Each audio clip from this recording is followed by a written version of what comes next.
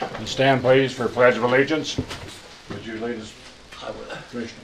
I pledge allegiance to the flag of the United States of America and to the republic for which it stands, one nation, under God, indivisible, with liberty and justice for all.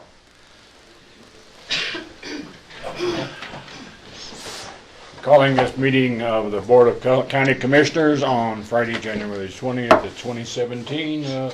Reflect that we started at 9:02. Would the clerk please conduct a roll call?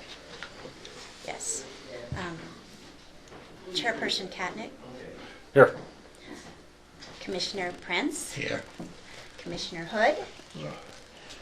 County Attorney Clint Smith. Present. Would the audience please identify themselves? Then you need to identify yourself. Oh, Deputy Clerk Lori Bistido. Okay. Dallas Anderson, Airport Advisory Board. Jackie Hobby, Zoning Director. Eric Foster, Silver Cliff. Danny Bittinger, Westcliff. Wayne Ewing, Westcliff. Thank you. We have minutes on January the 10th. Has the board had an opportunity to review these minutes? I have. I have also. Okay, are there any additions or corrections to the minutes as submitted?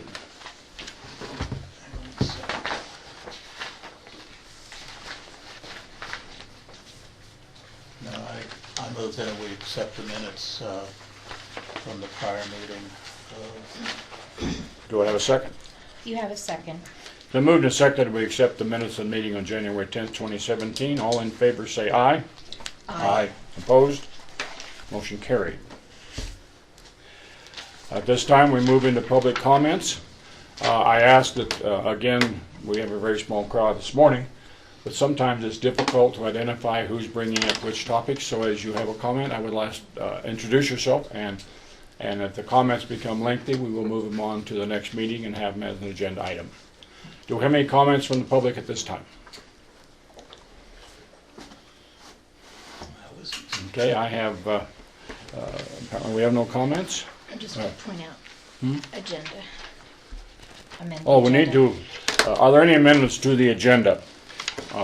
One amendment that I'm going to make is not actually an amendment, it's just a moving, but we're going to move the executive session from where it's located after attorney items down to the end of the meeting.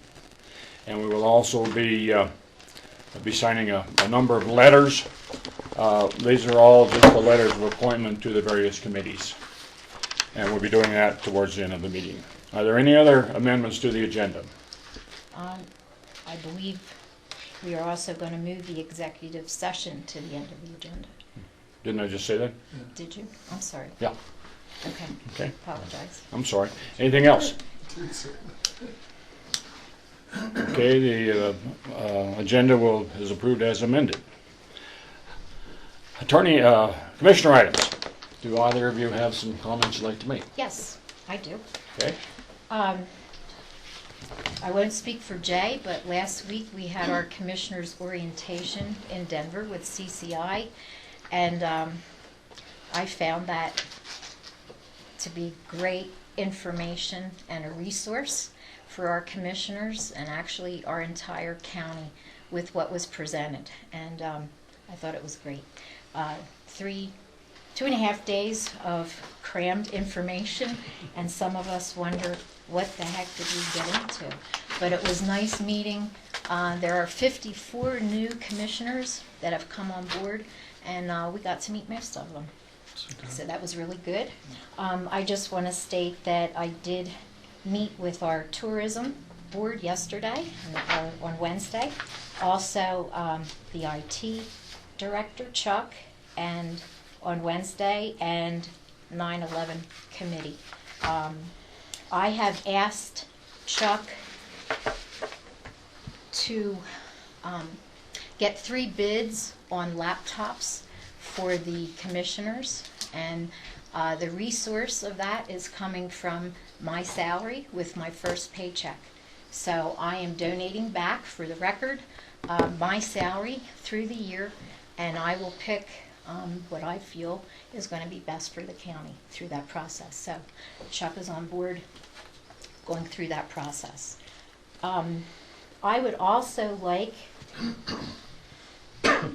to understand when we get emails from citizens, what the protocol is for response of the citizens, because some of these come to all three of us, some of them come to us individually. So the one thing we didn't talk about in CCI was really communicating with our citizens. That was not a topic of discussion. So I guess I'd like to hear maybe from Clint, because some of the topics could get very heated. Is there protocol for commissioners to respond to citizens? I think it all has to be your individual choice based on the communication you got. The one that you shared with me yesterday and asked for my opinion, I felt that was somebody venting more than really wanting to talk about it or have an explanation as to why you made a particular decision. So I suggested maybe you not respond. I didn't think that person really was even asking for a response, but it's going to have to be done on a sort of a case-by-case basis when you get something, whether you're going to respond. But there's not any particular protocol. You'll all have to decide. Jay? Clint, I think it's important to note that if it's a particular issue and the three of us respond, or if one of us responds, it's covered by the Open Records Act, so we have to be very careful on how we respond. One person can't speak for the board, and if we speak for the board, the three of us discuss this, and it's a meeting, and it has to be posted and all the protocols followed. So I agree with you, Clint. We need to be very, very careful.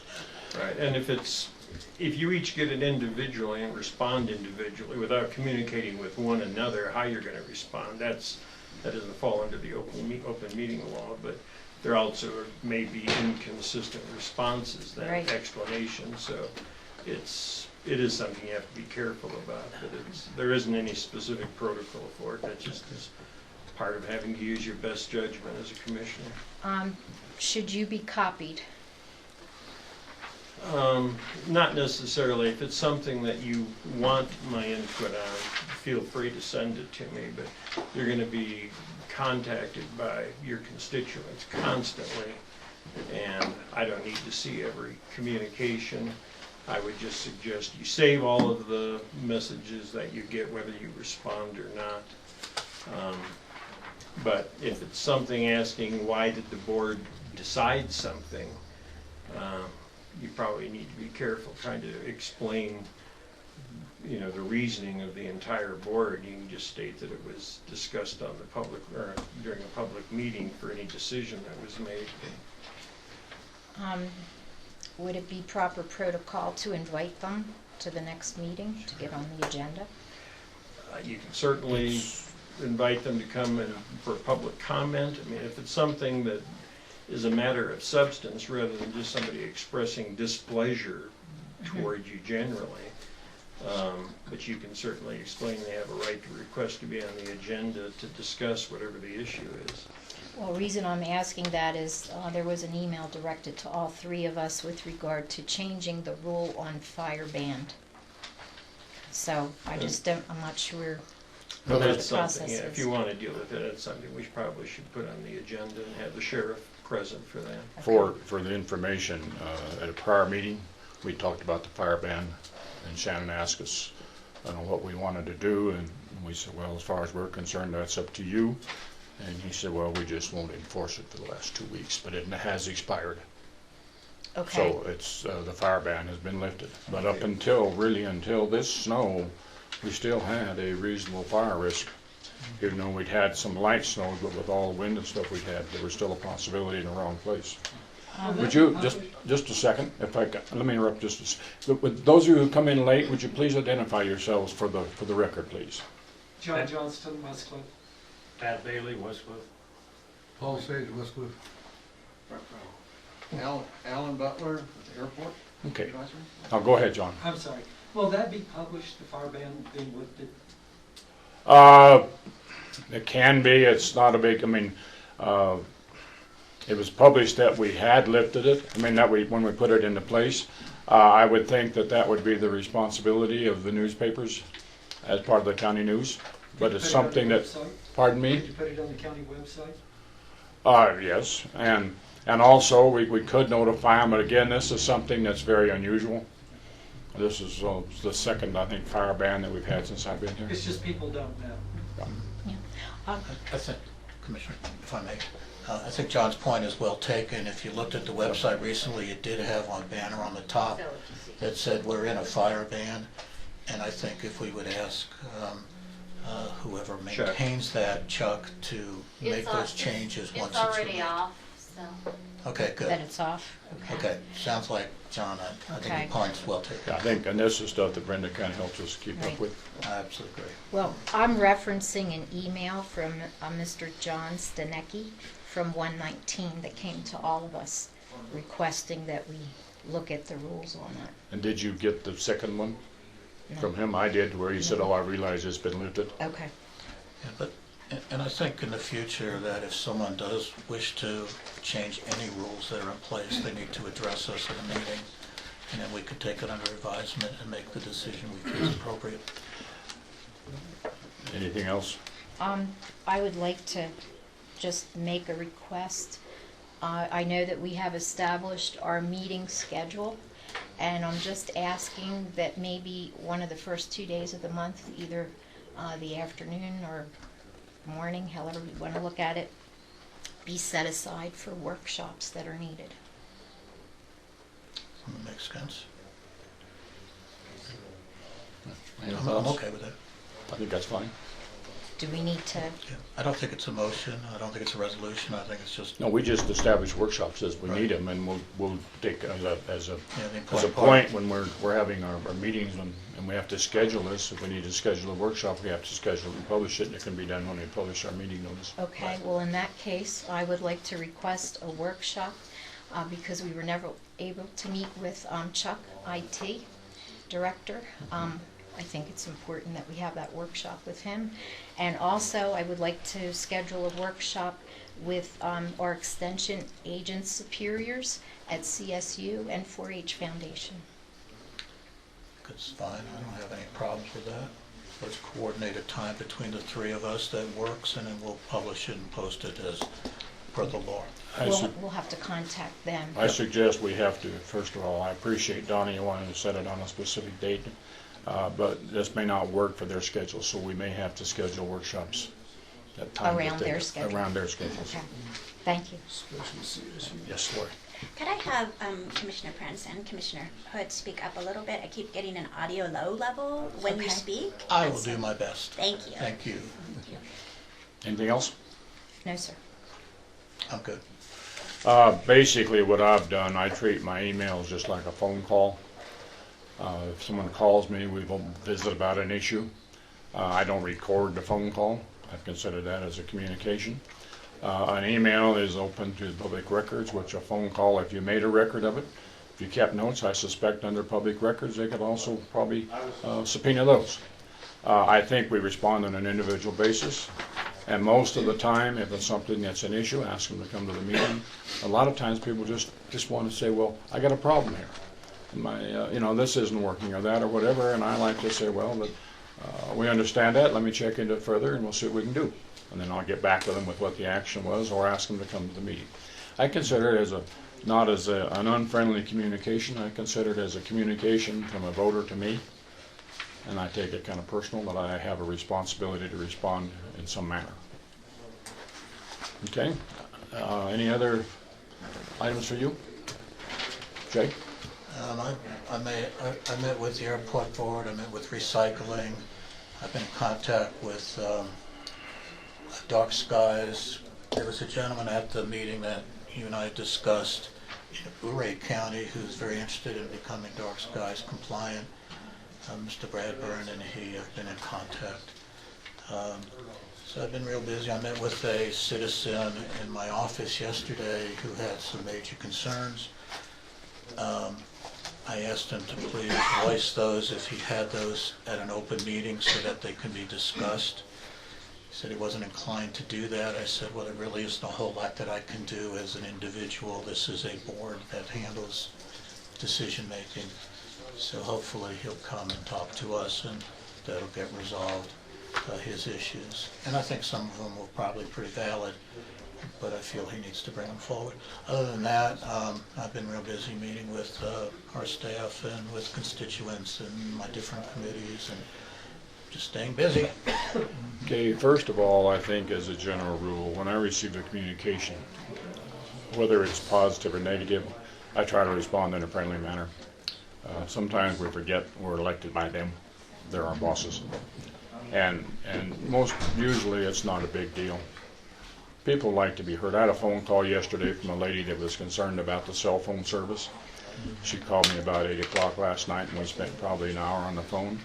I explained to her what we were doing. We got done. I said, well, you can come to the meeting if you'd like to. She said, no, you answer my questions. But you get those kind of things. Sure. And if you don't know the answer, say you don't know it. Don't guess. And be careful you don't put your colleagues in a that you don't box them into a corner with the remarks that you make. My activities, first of all, last Friday I went to the Sheriff's Office Award Banquet. It was extremely well done. A lot of our law enforcement personnel received special recognitions, various levels of commendation, and helped me out, Sheriff Byerly in the back there, but we gave, I don't know, I'm going to go through all of it, but you had 3 Medal of Honor, Merit, what'd you call that, for? Valor. Medal of Valor. One went to Mike Halpin, and one went to Brandon Shock. And the third one was? To Chris Barr. Pardon me? To Chris Barr. To Chris Barr. And they're for actions that they performed during the Junkins fire. Tuesday, we had a meeting of the Custer Emergency Services. It was a very productive meeting. We have a lot of things we need to be talking about, a lot of things we need to be working on. We've got some communications things we're working on, and part of them tied into the E911, the emergency 911 meeting, which we had on Wednesday. And also attended that meeting. We met about an hour and a half. We had almost everybody there. We addressed some issues, one of them being the financial reporting of the E911. I think we made some real progress there. I think we're going to have an opportunity to have those reports, and they do have by statute, they do have a report that's due, a public report that's due 60 days after the new year, and I think they'll have that done for us. And that basically, I guess, is what it's been. No other activities. A few phone calls. The one issue, I guess, that we had, which I don't consider it an issue, we had a school bus get stuck on Monday over on Oak Creek Grade, and this is somewhat of a, as many of you realize, a little bit different snowstorm because it was warm and it melted, and then it froze with ice underneath it. So even though there were only a couple 3 inches of snow on the surface, in some places it was glare ice underneath. And road and bridge, as through yesterday, we're still out plowing and breaking ice and sanding and so forth. I do know we had a few people in the county that got stuck, but at the same time, Roger Squire responded with the motor grader. I went out to the scene and pulled the bus to the top of the hill. He finished plowing the area, and the situation taken care of. And I believe that's all I have for attorney items. At this time, we'll move into, we're going to move the, for commissioner items. We now have attorney items.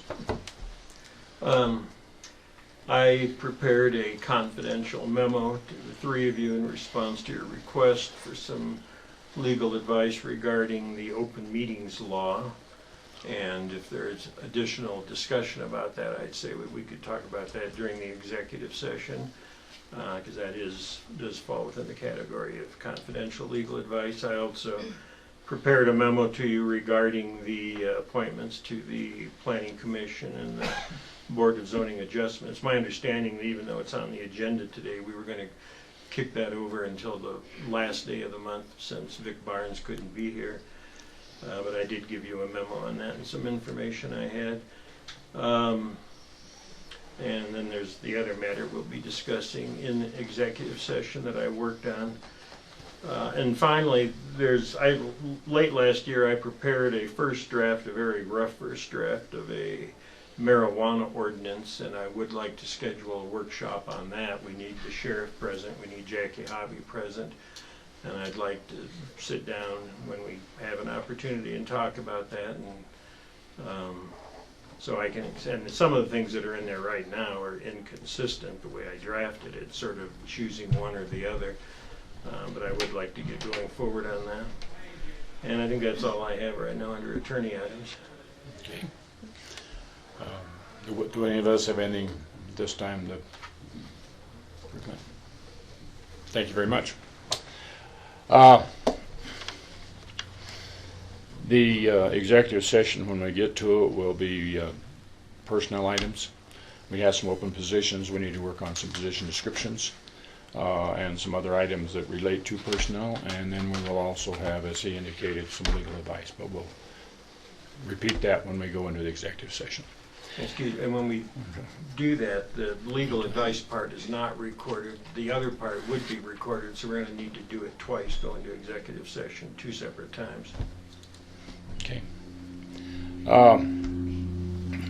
Let's move into new and old business. First item is the Custer County Corps of Chaplains, Emergency Responding Chaplains with Eric Foster. Eric, would you join us, please?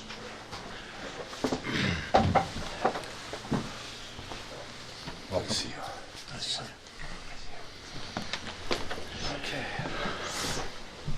Well, to start off, I'm excited to be here with you. We've all spoken individually at different times, and I've sent information to your administrative assistant about the program. I think it pretty much speaks for itself unless you have some confusion or questions on it, which I'd be glad to answer as best I can. The main thing that the stress situation that causes so many problems with our healthcare professionals in the emergency service, PTS, and the D at the end, dysfunction disorder and death. Very serious thing that goes on in emergency service. When I say emergency service, I'm talking about military as well, because they are emergency responders around the world. It's more than just our local fire, police, ambulance, and then you go into the clinic. And one thing that I did not include in the report that I understand is probably very easy to get, there is a alarming suicide rate amongst doctors. We can probably check on nurses too, because of the stress that they go under when people come in. They're just like everybody else. And the organization is primarily to serve those who serve us. That's the quote that came to my mind. And it's not just about emergency service. That's the primary focus of this organization. Secondary is for the general public.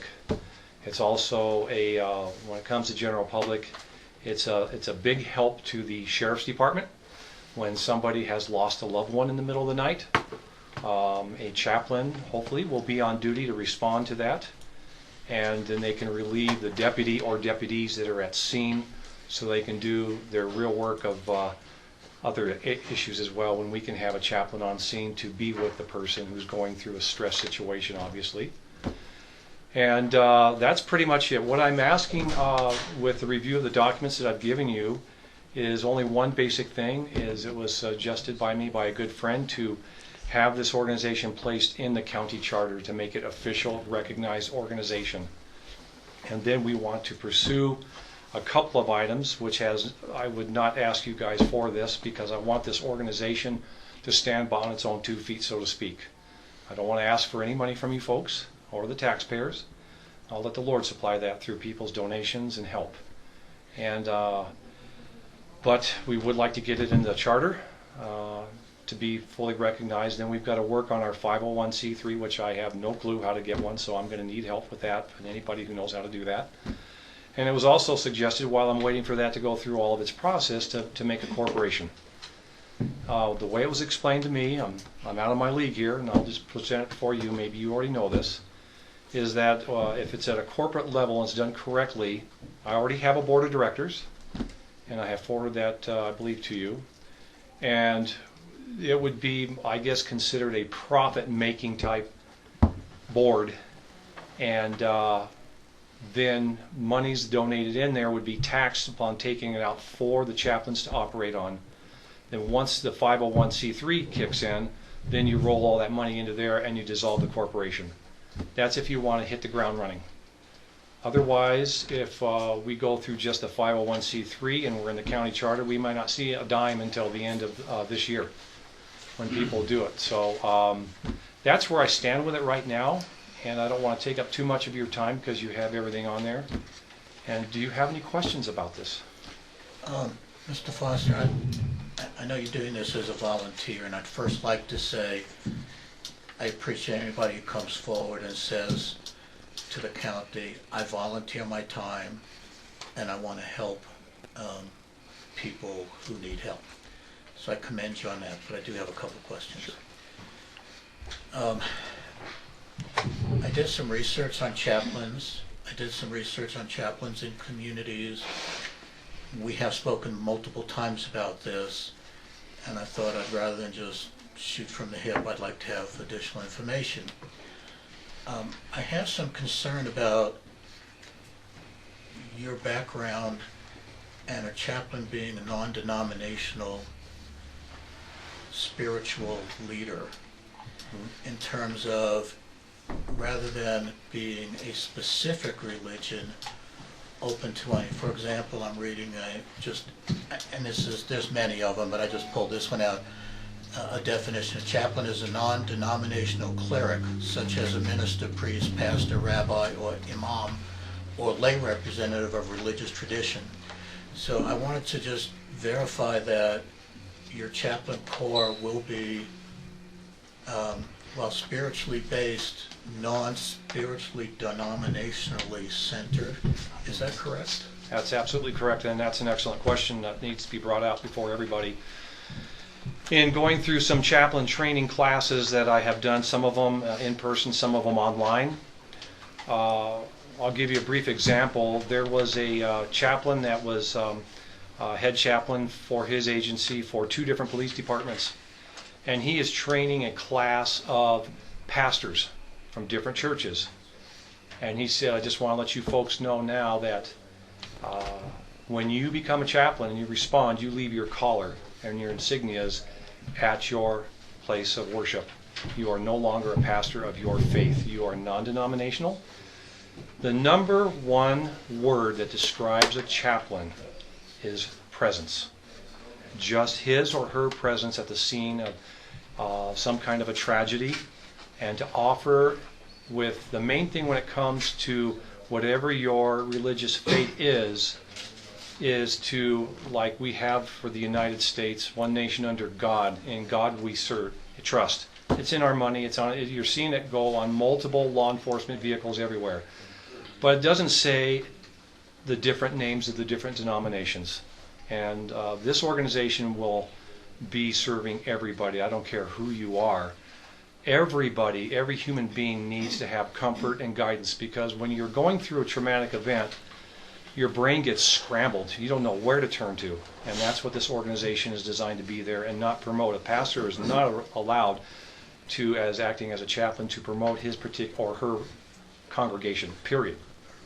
So, my next question is, my first thought was, until just now, that you really were intended to work with first responders as opposed to victims. But I think I'm hearing now that victims may be included in your organization. Absolutely. When the chaplains... I'm sorry. You want to repeat that? No, do I need to repeat it? Yeah. Okay. The question, I'm sorry. The question was, I'm not normally called a loudmouth. I'm really surprised. The question was, from previous discussions you and I have had, my impression was that your chaplain corps, and it kind of grew from a corps. Originally, I thought it was just you, and then you added more people and made this into a more significant organization, was to assist with the first responders with their crisis and dealing with what they're dealing with. And now I'm hearing that you're opening this up to victims also, the person who is having the tragedy. Is that what I'm understanding correctly? Yes. Well, in the interest of your time and other people behind me, I'll try and go through real quick. The organization... Don't go so quick. This is a really important thing. You're asking us to change the charter, Okay. enter a whole new organization. I think it's really important for the three of us and everybody else to understand what it is we're doing, what you're going to do, who you're going to do it with, how it's going to work. Have you discussed it with the Sheriff's Department and EMS and the hospital and the coroner and all those people that you're going to interact with? I'm interested in knowing what their reaction is. Are they willing? Are they inviting you in to do this? Are they rebuffing you? How is this being received? So please don't rush this through. I think this is a Okay. very important issue. Well, one of my desires when I came here was to not rattle on too much, because when I believe in a cause, I can go on and on and on. The organization will start at the beginning, and yes, to your question, it serves the general public as well as the emergency service. Custer County Corps of Chaplains, which is the 4 C's / Emergency Responding Chaplains, ERC. We have 2 different types of chaplains here under the whole organization. We also have, when I did my research for different organizations around the country, they were pretty much the same in just an overall blanket. But what came to me was we have a need to do something a little bit different out here. This could be the first of its kind. I don't know, because I obviously haven't looked at every one in the United States. First of all, when you have your chaplains, they are human beings like any emergency responder or the general public. When you're at the scene, and I speak from over 30 years in the fire service and as a paramedic, and seen everything that Hollywood could come up with in a gory movie, you have an effect on your being, your mental health. And that's when you get to PTS and PTSD. So I felt that the chaplains needed to have what's called elder chaplains. Danny Benninger, who's sitting right over here, is one of my elder chaplains. He graciously accepted to come on. What an elder chaplain is, a chaplain's chaplain. They are not to be involved. They can be involved in the training as much as they want, but they are not to be involved in the emergencies at all. They need to have a clear mind and a clear heart. So if a chaplain can't solve what his or her problem is amongst ourselves or with the head chaplain like myself or my assistants, then we recommend them to go and see our elder chaplains. I have another one that is not here right now. And so they're right there to help keep us healthy as an organization. Now, when you drop down below the head chaplain and the 2 assistants, then you have your core chaplains and you have your emergency responding chaplains. The emergency responding chaplains, the whole goal is you always have at least 2 chaplains to respond upon 911 if it meets protocol. They respond to the scene and they are there to oversee the whole operation. They're not to be involved in it unless asked to and they feel comfortable. If they don't feel comfortable, they say, I don't feel comfortable, to the incident commander, and they stand back. And they watch everybody that's going on, the public as well as the emergency responders. Then they target people they think might be having a problem, but they don't talk to them at the time of the emergency till it's all said and done. I'll give you an example. Say there's a husband and wife who just had their house burned to the ground. And they're obviously, from the many instances I've been on, they are in shock. They don't have many words. They have duress in their faces. The chaplain can, at times, if it's appropriate, go up and say, how are you doing? Introduce themselves. I am free to your service to help you if you would like. And so they would be responding to the public. Now, when it comes to emergency responding chaplains, those chaplains by themselves, they're assigned to emergency responders and their families if they are needed. They can contact them later on, say, hey, I noticed that the incident went down, whatever, and does anything, any concerns you have? Can we talk about it, a cup of coffee, whatever do you want to? It's a closed question, it's a yes or a no. And then when you get to have the conversation, then we have an open question. For example, where were you at the time the alarm went off? When you got there, what did you see? What did you feel? The whole point of this whole process dealing with people is to get them to talk about it, bring it out. Stay away from closed-end questions. Sometimes you have to, but you have an emergency responding, and then you have the core chaplains. They deal just with the general public. They cannot deal with emergency responding personnel because they have not had a background in it. Thank you. What has been the response with your discussions from the various functions in the community, the Sheriff's Department, Fire Department, EMS? How do they feel about having a chaplain available, a chaplain on scene? Have you had discourse with them and figured out how they feel? Been working on this for several months, meeting with all of our government heads that I could possibly get together with, and it's been 100% support. The comments that I find most common in it's needed now, it's long overdue, and they want it really bad. And I've even spoken with a few individuals that are in head positions in our government that they know people that are struggling from being on incidents where there was death involved. And it's one thing to train how to rescue someone from a fire, someone from trapped in a car or fallen from a cliff. You're trained, you do it well.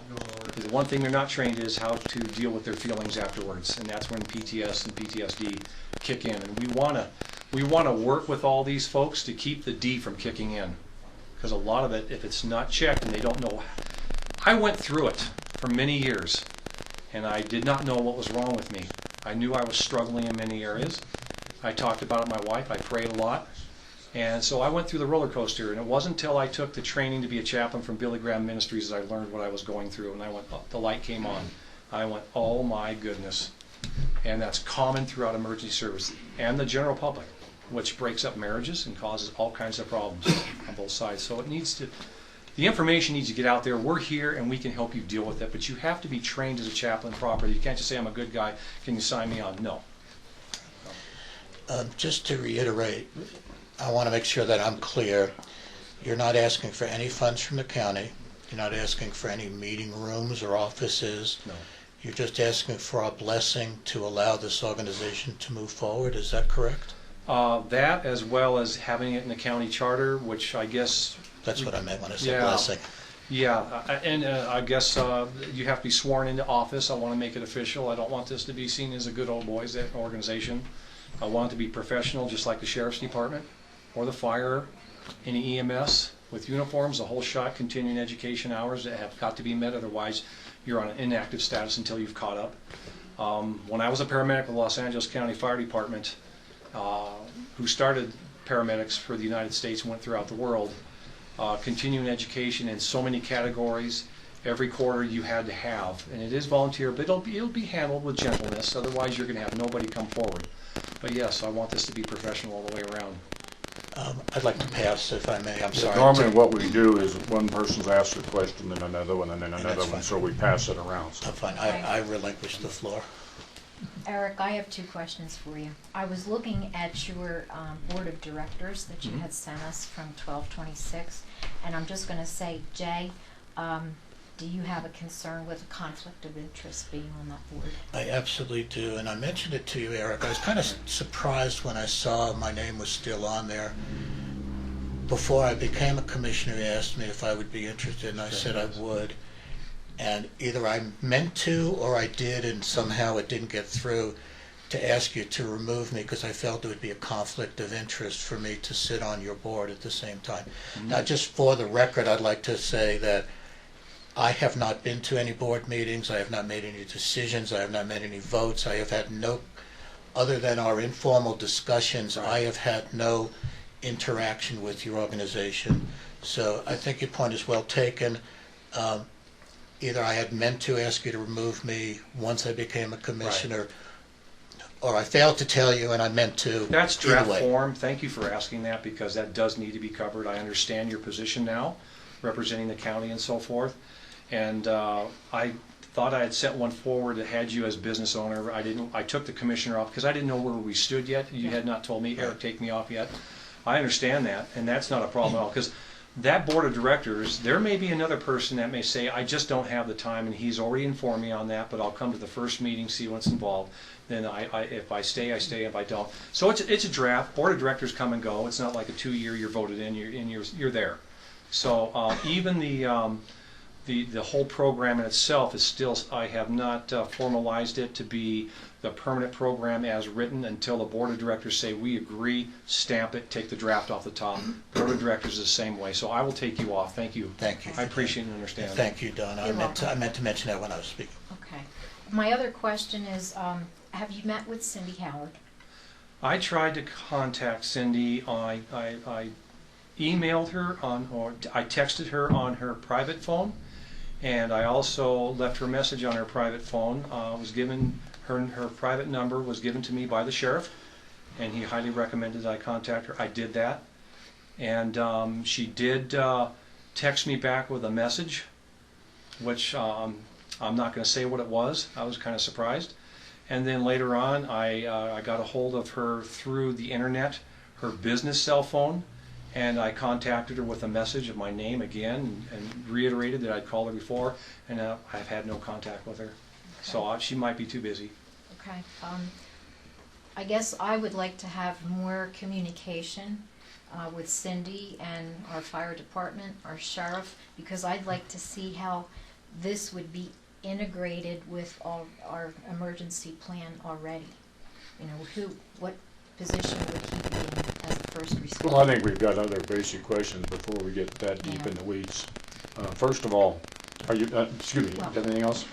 Those are things that are just spinning in my Just to head. let you know, when you talk about the contact and communication, I did address the fire board. I've been working with Roger Camper, who is the president of it, last week, and they know the whole program. I have been in contact with the fire chief. I've sent him the documents that you folks have as well, so he knows. And I got a very positive email back from him this morning, and he's looking forward to seeing, you know, how everything turns out. Thank you. But I think I'll do it right now before I respond. Shannon, do you have any comments you want to make at this time? This is Well, I Shannon Barley, our apologize for not sheriff. being here when we first came in and Eric was introduced, because I had told Eric that I would kind of give a little prelude before he spoke. So, you know, this has been kind of in the make, geez, for well over a year and a half now. It started with Danny Bittinger and I don't know, I've been in office maybe 5 or 6 months, and Danny actually approached me because he has experience in the police chaplain's corps in Missouri, and he asked if I would be interested, and we had a discussion, and that wasn't an option in the prior administration, but with my experience before coming here, we had a chaplain's program there, and that's something I wanted to really iterate. This is not something that other counties and agencies, you know, don't have. This is a very common organization, you know, that's in service to emergency services personnel. So this happened, and Danny and I talked, and then Danny's had some family struggles and health issues, and so we never really got going off the ground. And so meanwhile, then Eric approached me with his ideas and thoughts, and so I said yes, you know, and I pointed him to Danny and said, hey, you know, Danny and I had talked, and so get with him. And so Eric had done a ton of research and a lot, as you can see by he's done a lot of work on this, and as he said, he's passionate about it. He has the energy and the time, and so he's worked with that. So, you know, in my conversations with the other emergency services groups as well, and talking with Eric, I mean, Eric and I have met several times and lots of emails. I'm in full support of this because the reality is, you know, in first responders, they need someone that they can talk to and that they're familiar with, that a lot of times you don't want to share with your spouse, or you're not going to share with your coworkers because it's a sign of weakness, or at least it's inferred that way sometimes. But you have stuff that's bottled up and you don't sleep, and it affects a lot of things, as Eric alluded to, relationships, both personal, professional, work, performance, those type of things. And so to have a core group of people that just stop in at the EMS barn, at the fire station.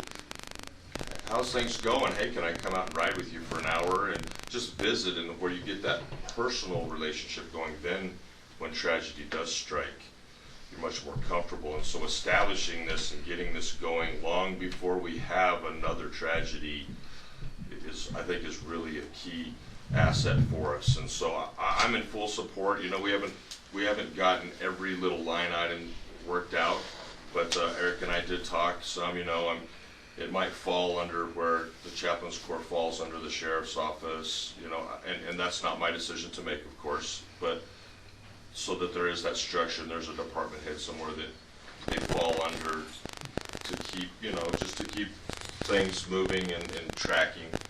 I understand that, and I would be willing to do that. But no, he's my full, he has my full support on this. It is really important, and Jay asked some really good questions about denominations. So that's not the point, and this is not a hey, sit down. Let's just sit down and talk about Jesus. So that is not. This is a counselor that can offer parishioner, some counseling that goes into the spiritual needs if the person that's talking to the chaplain wants that. We're not forcing this on anyone. It's never forced on. The only time that would happen is, let's say that there's a tragedy and we have a really gruesome scene. I don't want to be any specific, because God forbid. So, but it's not good, and it affects, because we are a small community. We know people. If I noticed that one of my folks was struggling, I might assign them that they have to sit down and speak with one of the chaplains for 30 minutes 3 times, just to try to get them to open up and get some out. It's not spiritual guidance, it's just counseling, because that's what their strengths are. That's really what they are. And then, of course, if that didn't work, then it would become a psychologist or a psychiatrist that we would assign them to. But that's where I see that going with. One thing to keep in mind is, so when you asked about victims, so there's a fine line there, because there are a lot of statutory requirements that, as the sheriff's office, we have to meet when it comes to victims of violent crimes, so on and so forth. So they would only be available if the victim sought them out. If they're on scene and the victim said, "Could I talk to your chaplain?" They would ask that. They would never be assigned to go talk to the victim, because we have a victim's advocate at the office that would serve that purpose for statutory requirements to meet all of those. So while they're available, I don't want to get that mixed up. We have a victim's advocate that handles the statutory requirements for victims. But otherwise, yeah, as you guys know me, I could talk when I believe in something, so I'll cut it short. But I do think that it's a good program, and once we get all the fine details worked out, I think it's going to be powerful. Okay, there comes a time, I guess, when everybody is put on the spot. I feel a situation here that we need to think about and work through. I've had people contact me and complain because the sheriff's cars have "In God We Trust." It's important that we do have a separation of church and state. I want to be sure as we put this together that we maintain that separation, because we do have folks out there that are concerned about that. I don't know how we organize this. I don't know if this was in Fremont County. Do you know if was this on a charter, or how was it handled as a volunteer corps that you individually contacted? They had a group that you worked with? So I can't speak to that, Bob, because we were a municipality, so we weren't in the county charter, our chaplains program, so I can't. Yeah, well, those are questions that I think we need to explore. Having made that statement, on the other side, I've had occasion to see folks in various emergency situations and traumas. I'm going to share a story with you that's a little bit gory, but I think you need to understand this. It was shared with me a week or so ago about a suicide sometime in the past. And when the coroner responded on the scene, there were still fluids and body parts falling off the ceiling. They went in and then they went back out for a while, then went back in. And that was an extremely traumatic situation. There's times I know that when people are, I would assume when you arrive on scene, Shannon, as the deputies do when you have a death, I'm sure there's family members oftentimes that are very distraught. And again, how do you fill that in? They're a victim, but they're not a victim of a crime. They're a victim of an emotional situation. So I would ask the counselor, maybe Clint, do we have some guidance, or do you have any thoughts on this? I want to be sure that, I endorse a program as a program, but I want to be sure we don't violate the principles of the separation. Because I know we have folks that will very adamantly bring that to the forefront in the county. Well, I thank you, Bob, because I do have some legal concerns about the request. I mean, I think it's a great program, and certainly if you were just seeking a resolution of support from the county, that would be something you could do. But you're asking for more. First of all, you talk about the county charter. I'm not even aware that we have a county charter as such. It's not something I've ever seen. The Custer County is a political subdivision of the state of Colorado. The Board of County Commissioners has certain statutory duties, and they can't go beyond that. Essentially, what you're asking for here, it sounds to me, is official recognition, making this an arm of Custer County. And I think there is a very serious constitutional issue there, because we can't make any laws respecting religion. And that's essentially, especially when you're talking about being sworn into office. I mean, I'm assuming you're talking about being sworn into office somehow is with the stamp of approval from the county or under some sort of county authority, which I don't believe the county can give. I think the county can wholeheartedly endorse this through a resolution, but I am not sure that going the step that Mr. Foster is asking for here is permitted by law. That's why I brought it. I have a lot of ignorance on my part, and county charter, I never thought of that until the term was brought up to me. That's why I wanted to bring it before you, because that's what you do. And so Well, I don't guidance mean is... this as any kind of a criticism. No, I know that, but I agree. When you're dealing with the government, and we've all heard many stories of a lot of concerned citizens, and we don't want to create a headache. We want to create a program that is well accepted and wanted by everybody. And that's hard to do, and that's really tough. And when you get into the legal issues, which is your neighborhood, that's where we need guidance, and I need guidance on this. So I'm asking for your help as well, so that we do it right the first time. I do know that fire departments, which are funded by tax dollars, are part of counties and cities, as well as police departments. They have chaplains. They run the organization. And the ones I've looked at, a lot of them are Christian-based. They're not, they just say that as a general term because there's many faiths. And then you get into the In God We Trust, which you brought up, people that are atheists, and they don't want that on there. So we have a lot of things that we need to look at and do it right the first time. So whatever you as council suggest, I'm all ears. I just want to do it right is all. Well, what I need for you to do then, the other agencies that you've talked about that do have a chaplain course set up, find out how they did it. I mean, I can't imagine that there's any law that's been passed or an ordinance or anything else that would authorize that. I mean, it seems to me it's clearly violating the federal constitution and the state constitution.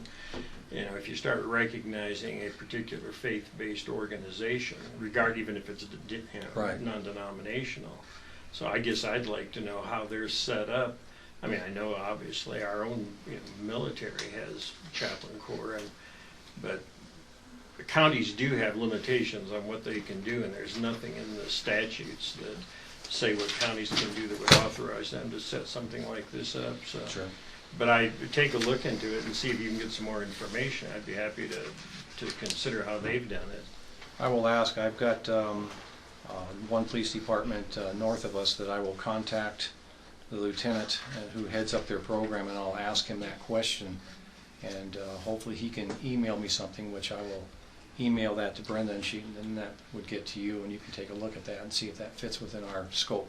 Yeah, find out Sure. how their organizational, how they're set up, and the police department perhaps on its own could have a chaplain corps, but to go to the town council or Sure. however it's set up and get their authority to set it up that way, I question whether it's done like that or not. I don't think it can be done that way. But I'll be happy to look at whatever you can find. We'll work on it. Okay. Not a problem. And now when we ask for public comments, I would ask that you identify yourself again because it's hard to distinguish voices on the recording sometimes. John Johnston, Clint just addressed my question. I was concerned his one request was to be granted a charter. I didn't understand what that request meant, so it's been addressed. Thank you. Paul, identify yourself. Paul Sage, and I would be speaking as Custer County Coordinator of Volunteer Organizations Active in Disaster. And after consulting with my supervisor in Denver with regard to this, which I just heard pieces of this here and there, she hadn't heard anything about Eric's plans or anything like that. FEMA already has a spiritual care program, well-developed, legal, been in place since the 70s, actually. It has other terms, but in more recent terms, since 2001, as FEMA and Homeland Security have grown, that program has stood alone. In Colorado, consists of several hundred people. She said that she would be happy to consult with Eric and anybody else who wanted to work on that. But having no knowledge of it, and she's the state volunteer coordinator that works for the Department of Homeland Security and Emergency Management. She said that knowing nothing about it, that could be stepping in squishy ground for the county to get involved in it. For the organization to exist, it's wonderful, and she said that they would even offer to bring training and guidance to set the whole thing up here. Thank you. My response to your comment would be, first of all, it's emergency management. When we have an individual car wreck out here or an individual death, it's certainly not a federal emergency management issue. Secondly, I'm saying this as a commissioner as a kind of personal response. But I think our county needs to handle our county needs at the county level without the federal or the state government. I mean, if we have an emergency disaster, then I would think when they come in and then they would cooperate. But I'm concerned that I appreciate where you're coming from. But my initial thought of my colleagues may want to respond is that may be a little high for our daily basis down Well, here. and the point there was to be able to get a standardized program. If they want to all sit in the sheriff's department all day long or sit in the fire department anywhere and respond individually to incidents, that's all well and good. But to have a standard federally approved non-denominational approach to the whole thing, I think that's a safety net. I agree from your standpoint. I still come back that as our county and our citizens, I think we have the responsibility to respond to their needs. Right, and they would. These people would respond to those needs, just as they intend to do. Any other comments? The only thing I could say is it sounds to me like Mr. Foster, Mr. Sage probably ought to get together, get the person's name. Sure. I mean, it sounds to me like there's wonderful resources that are available that could help fine-tune this. Listening to our attorney's comments, I too have those concerns. Formally adopting a chaplain program in the county seems like we're on, what was the term, squishy ground? Is that what it was? Yeah. And I agree with that. But that doesn't mean I don't think it sounds like it has the basis of an excellent program to help our citizens. Like I said, my first comment was that's what you're trying to do, and it's going to be very hard for me to say not a good deal. Sorry. Okay. I would just like to add, so obviously through this conversation, we just have a little more homework to do. Oh, sure. I don't expect to come here this morning and bam. No, this is just the beginning. One of the things I learned about being a rapid response team chaplain for Billy Graham Ministries is that, yeah, that's great, but it takes time to mobilize and get chaplains to a disaster. And I'm interested very much in a passion. I'm an emergency responder by heart. I will always be that way, and getting something to the scene immediately rather waiting from a national level for them to get out here 2 days later, 3 days later, whatever it takes, whether, you know, but there's a wealth of good information and programs already existing. And one of the things that I learned in my research was I learned this clear back in the early 80s. Don't go out and recreate a wheel when one's already existing. How about if a program already has a wheel with spokes in it, how about adding rubber on making tires? Make it better. And I'm a firm believer in adopting and adding and massaging to fit your needs. That's what other Chapman programs have stated. Hey, go out there, look at other programs, make one custom for your area and your needs, because they're not all the same. We are rural. So we have different requirements than, say, the inner city, like Colorado Springs or Denver. It's much different out here, as you know. So, yeah, more work needs to be done. I have no problem with that. I think we have probably discussed this long enough today. We do have other business, but I would suggest we have this under old and new business. So at any time in the future, we can bring it back up and get into it. And I would suggest, again, that you two get together and then let us know when we're ready to move forward. And we'll go from there. Okay? Brenda, I'll contact Brenda in regards to contacting legal counsel and stuff like that, if that's all right. And I do commend you. I think it's something that's needed. We just need to be sure we put it together in the right way. I'm 100% in agreement. Okay. Thank you for your time. I really appreciate it. Thanks, Jim, for all your efforts. Thank you, Eric. Our next item of business will be the International Dark Skies with Jim Bradburn.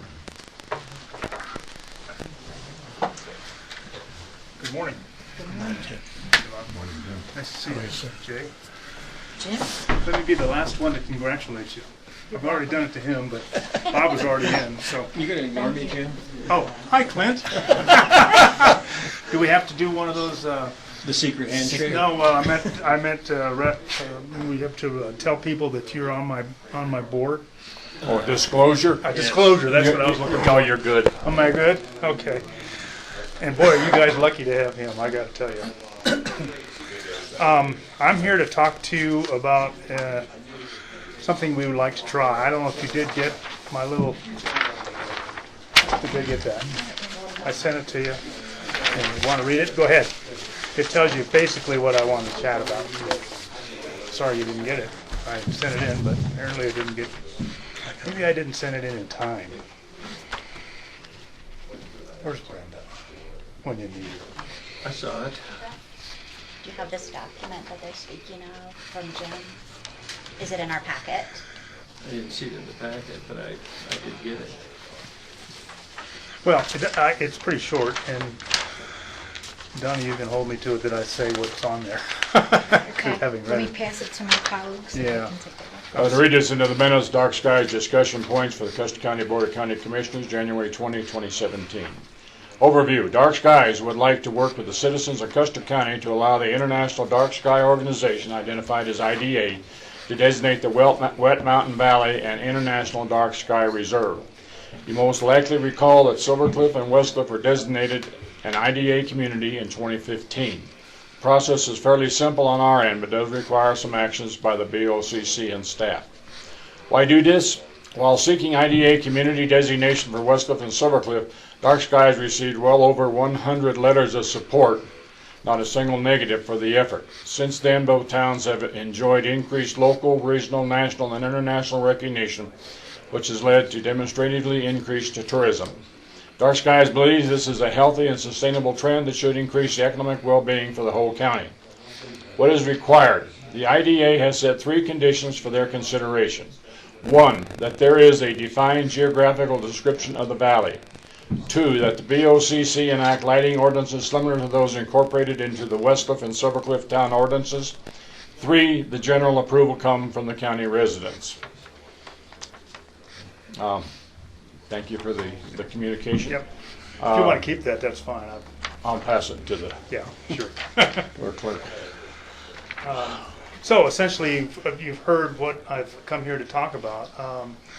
I would say that the process to become a preserve, if we were successful, and you all think that's a good idea, we would be the first in the country to be a preserve. There's only, I think there's 2 others in the world, so it would be a very wonderful thing to make us a preserve. But what it does... Excuse me, Jim, we can't shut the doors. We have to leave them open a little bit.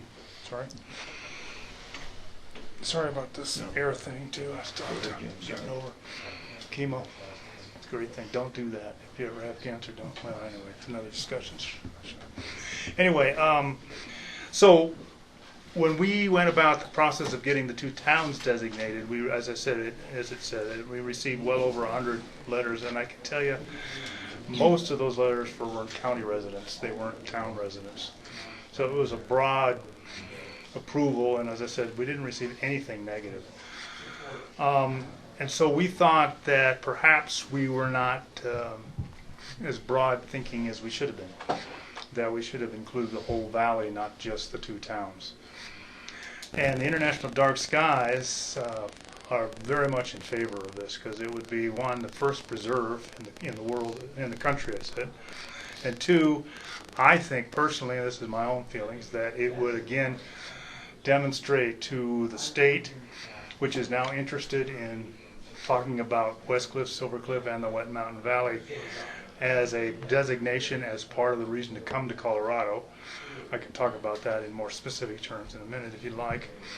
But it also just increases, in my view, the already demonstrated increase in tourism that's come because of the designation of the two towns. And I just think from a personal point of view and a lover of the night sky that it's the right thing to do. It gets us back to the comment I think you made, Bob, a long time ago to me in Jay's office about coming out here as a boy and laying out underneath the stars and being able to see all these beautiful stars without all these lights around here. So those lights, let me just talk about those a little bit. We are working with Sangre de Cristo Power and some of the ranchers already. They've all beginning to ask for a light fixture that is dark sky compliant. Sangre de Cristo has already started that process because they want to reduce power for each one of those lamps that are out there. And there's a reason for that. So economically, for their point of view, that's where they're headed. LEDs are a great way of doing that. They're about an 80% reduction in the power usage. Since then, just recently, the American Medical Association has come out with a long study that they did of LEDs. It warmed my heart because I'm an older guy, and when I see an LED at night that's really, really bright or very bluish in color, it's hard for me to see it. And they said that's because our eyes, all of us, over time we could see the blues and the reds, but as we get older we can't see the blues and reds as easily, but we still see the yellows. And something over 3,000 Kelvin, that's a temperature. To give you an example, we don't have an incandescent light bulb, but your incandescent light bulb in your house is 2,700 degrees Kelvin, so you have a reference. So 3,000, and you can look at the lights at Silver Cliff. Those are all 3,000, all the street lights. That light is sort of the upper limit for us humans, and quite frankly for animals as well, to not upset our circadian rhythm. We can sleep at night, and that's one of the problems of looking at a TV screen late at night, is that bluish light keeps you awake. So they've come out, the American Medical Association has said 3,000 Kelvin is the limit. So we're working with Sangre de Cristo Power to replace the lights with LED, dark sky compliant lights, and with 3,000 Kelvin as the maximum temperature of those lights. That process would satisfy what the third condition here is of the International Dark Skies, that we would get citizens' approval to do that. If the ranchers and the citizens that live out in the county that have those lights wish to start to change them over time, that would certainly demonstrate that they have broad community support. I believe we already have it, by virtue of all the letters I got in support of the International Dark Sky community for the two towns. I've got a question for you. What did the two towns do? Is this in their zoning regulations? They did. In fact, Jay actually wrote the ones for the town of West Cliff, and Silver Cliff just matched it. Okay, that's the first place we need to start. We have a zoning officer and one of the board planning and zoning people back here. Would either of you like to make a response to this? I would. Jim, haven't you came for the... This is Jackie Hobby. Is that Jackie? Hi, Jackie. I'm sorry, I can't turn around very well. That's good. Okay, sorry about that. Have you not come before the Planning Commission prior to this, and we've had public meetings?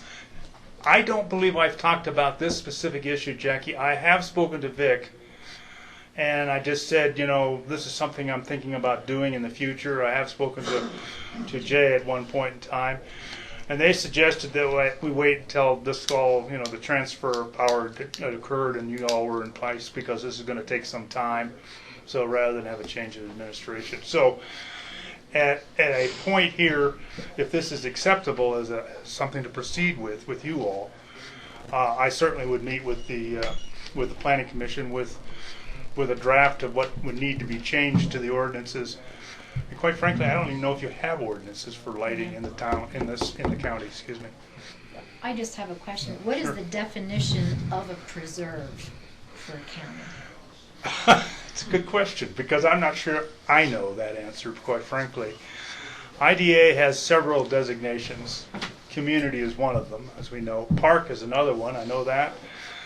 Place is one, and that's what the Grand Canyon was just recently awarded that designation. But a preserve is a place, in my view, that holds its value for an extended period of time, meaning it keeps itself dark in this instance for a long period of time, and is a place that you can't violate that by putting in something in the future. So the need for ordinances that says future lights, and this would only apply to future lights. We don't, even Westcliff, Silvercliff didn't retroactive anything. We can't do that. We can't tell somebody you got to have change your lights. So we're asking that the future lights of the county be shielded. Jim, I'm a proponent of dark skies. I know that. Obviously. And I appreciate that very much. I think for the towns it's easy. Yep. I think for the county it's much more difficult because farmers have different lighting requirements. I think it's imperative, as Ms. Hobby said, that we have public forum, inputs, discussion, and hear from the public. I mean, the positive letters are certainly persuasive, but I think the public forums are where the people who go, I don't want this, I better come talk about it. If I may interrupt, this is the process that's already established if we go to planning and zoning. I would agree. That's where it needs to start, I'm not from assuming us. that's where we're headed, is to a public hearing about the lights. But that's why we have a planning and zoning commission. And we did the same with the two towns. I mean, we had public hearings. We certainly did. Go ahead. Pat Bailey, several years ago, when we were starting to come up with a master plan for the county, we had many people and organizations come in front of us, and Smokey Jack at that time came in front of us and spoke about dark skies at the beginning of all that. Mm-hmm. We tried to get something in the master plan. It's vague, but and then from that point it was going to go on to the planning commission, and possibly something would happen in the zoning resolution.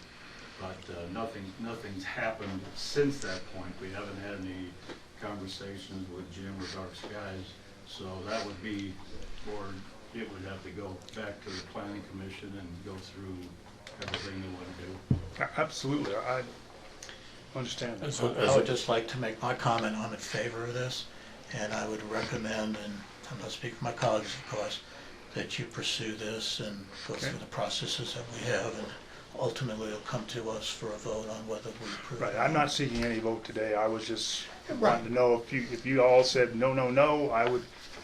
I'm trying to say, I'd go someplace else. Let's continue to pursue it, and we'll see where it goes. Sure. I agree. Do you have any other comments? John Johnston, two questions. One, has the Wet Mountain Valley been geographically defined for dark skies? And the other question is, you mentioned it had to have public approval. Does that mean a public vote? Let me answer the last question first, John. No, it does not. It just we have to demonstrate to Dark Skies, International Dark Skies, that we have public support. It doesn't have to be 100% either. They fully understand, and not everybody's going to be in favor of this. That's understood. But these are all details that will come out of planning and zoning and so forth. I think we've got the mechanism in place to address this. And I can think- answer the first question if you wish. Okay. The geographic area, John, would be the two ridges of the two mountain ranges of Sangre de Cristo and the Wet Mountains. Huerfano County to the southeast and Fremont County to the northwest. Ooh, 2 more counties. Okay. So it doesn't count, no, that's the line, that's the edge of the geographic area. So it's everything within that area. I think we need to move along, but go ahead. Just a quick question. You said you needed to demonstrate public support to Dark Skies International. Does that mean that one positive letter, they would accept that as public support? I can't speak for them, but no, I can't believe it. I think we're too far in the weeds, folks. This goes back to planning and zoning. We have processes on all these questions. It's going to be a part of their process. Isn't that correct? Yes, sir. Okay. All right. Thank you, Jim. Thank you, guys. And I want to commend you on all the work you've done for the Dark Skies. Well, I appreciate it. Absolutely. Thank you. Do I knock the chair over? Thanks for contacting. Thank you. Yes. And as a sidelight, I've asked Sangre de Cristo about getting a Dark Sky friendly light out there, and the people here don't know anything about it. Well, that's funny because I've talked to Don Kaufman himself directly about this. Well, I asked him when I talked to him when the power poles were blown down. Oh, well. So we know what he's talking about. Mike Allen, I just sent a letter to yesterday, so he should know. Thank you. Thank you. All right. The next one we have is some appointments. We have administrative assistant to the board. The other day, and it had not been done in the past, but we failed to appoint Brenda as our administrative assistant. I would entertain a motion at this time. I move that we appoint Brenda Gady as the Board of County Commissioners Assistant to the board. I'll second that Your motion. second. Do we have any discussion? Hearing none, I'll call for the vote. All in favor say aye. Aye. Opposed, same sign. Motion carried. The next item on the agenda is the airport with Dallas Anderson. Welcome. Hi, Dallas. Good Hi, to see you Jay. again. Clint, Dallas? Bob, Dallas? and congratulations. Thank you, sir. I brought my key this time so All we right. can match yours. Good, good. Okay. Well, originally this month I wasn't thinking that I was going to get to address the board this month, but I'm glad I can, so that we don't have a lot of way past items that I think you should be apprised of in a meeting next month. So.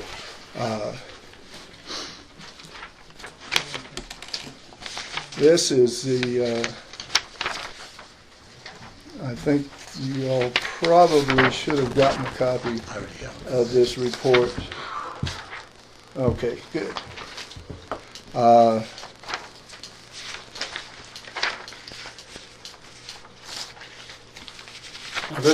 We're not here for an official report, and that will occur during our report periods next time.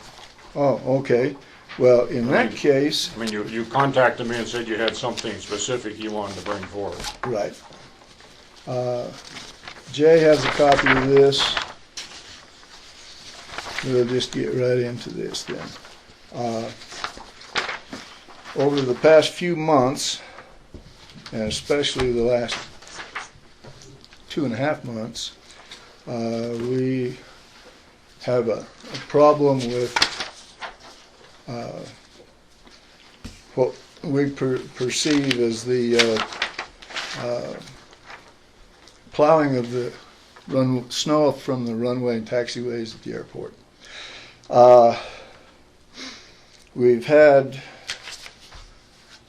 3 really good snowstorms out there, and I can tell you without a lot of boring stuff that the first snowstorm was plowed 3 days after it snowed.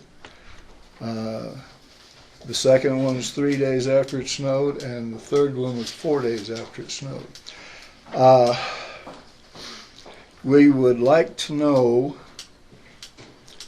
from you as the board who is prime for plowing snow at the airport, whether it be Road and Bridge or the advisory board or a combination, in what kind of time frame. When they did plow the snow these last 3 times, they didn't remove all the snow from the runway and taxiways. They're leaving about 1.5 inches or so. The 16th of December is when it snowed. The 19th of December is when they plowed.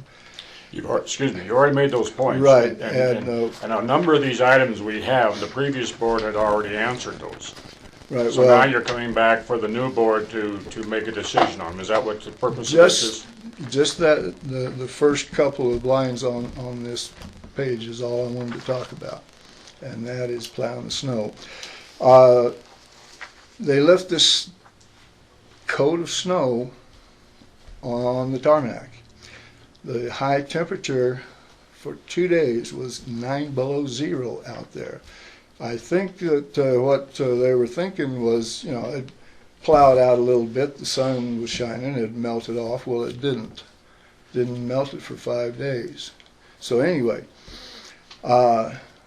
we think that as soon as it stops snowing, within a reasonable time, not in the middle of the night or anything like that, that the snow should be removed from the runway and taxiways. I contacted the Aeronautics Division about that, and I didn't get an answer back. If there's a standard for snowplow and that kind of stuff. So anyway, and so that's what we're frustrated with, is that we don't think that it's been timely in getting the snow plowed.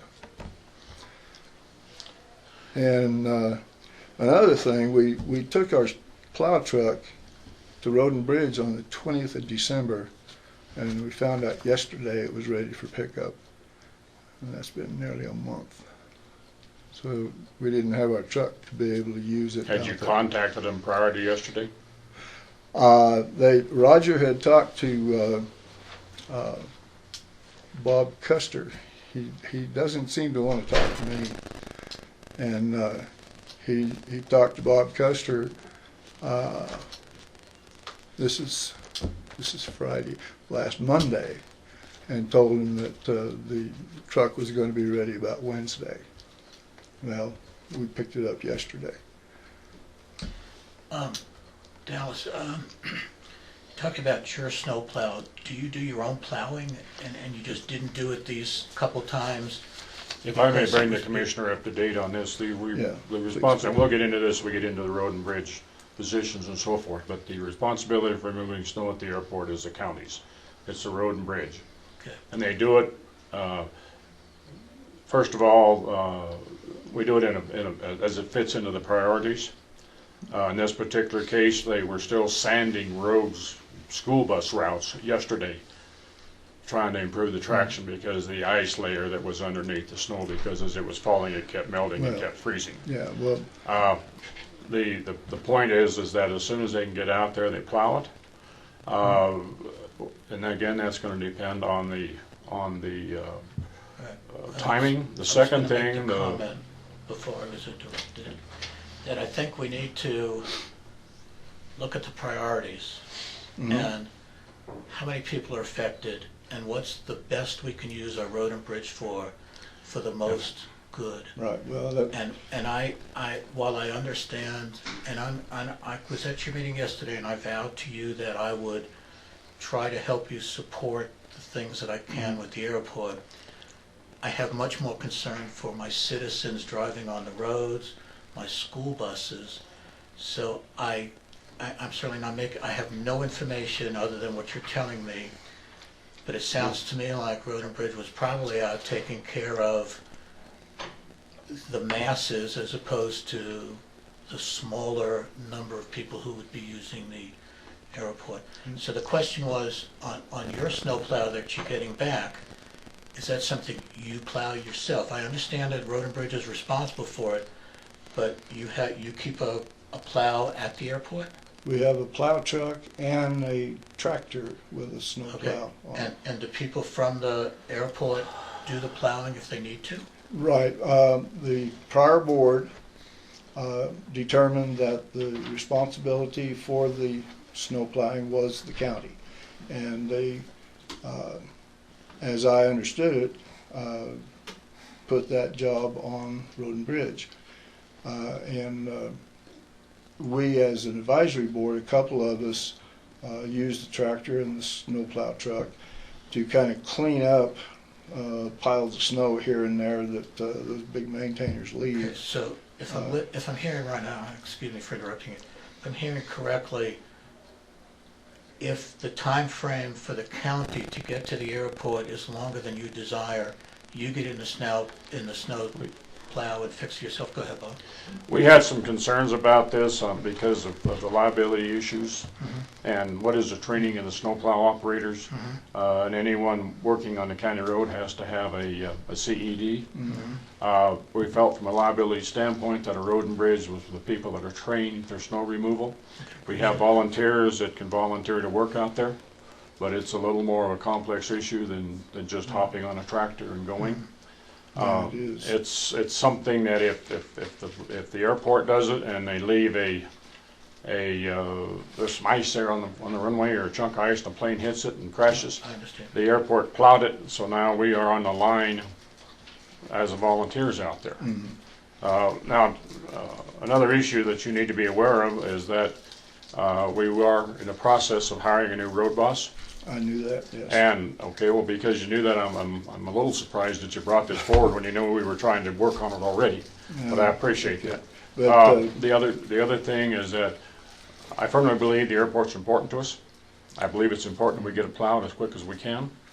And we will try to address how we prioritize and what happens. But again, I know in this case, I mean, I was out Sunday or Monday afternoon because we had a stuck school bus. Well, Monday was a holiday. And the basic premise was that we don't plow that we have 6 inches of snow. Well, the snow never really got to that depth because it kept melting and freezing. Well, in hindsight, we probably should have been on the Monday plowing roads. Yeah. Well, to answer Jay's question, the last time the airport plowed the snow off the runway, I did it. And I plowed the runway, the taxiway, and the parking ramp. And it took me 5 hours. So that little tractor removes snow, but not as fast as a 12-foot blade on a maintainer. Yes, Donna. I understand that you are frustrated by maybe a level of communication with. That too, yeah. Okay. Can you just tell us briefly in the past, what has the communication been between you and Roads and Bridges with, do they say to you, I'm going to be there tomorrow? Because I know that you have to legally say, is our airport closed or not? You have to give notice, correct? Well, first thing, I have communicated with the road boss many times in the last year by email. My telephone is not all that reliable. I've received one response to emails from him in the past year. Like I say, he talked to Bob Custer the first of this week. He never ever has communicated to me when something was ready, when it was going to be ready, anything like that. Communication has been like zero from Road and Bridge to me personally, although he has talked to a couple other members of the board. But what's the notice you have to give from the airport to the public so pilots know whether they can land or not? Okay, we can post a NOTAM with Colorado Aeronautics at any time. Whenever we call them, the NOTAM is good for 24 hours. It's a notice to airmen, the general pilots.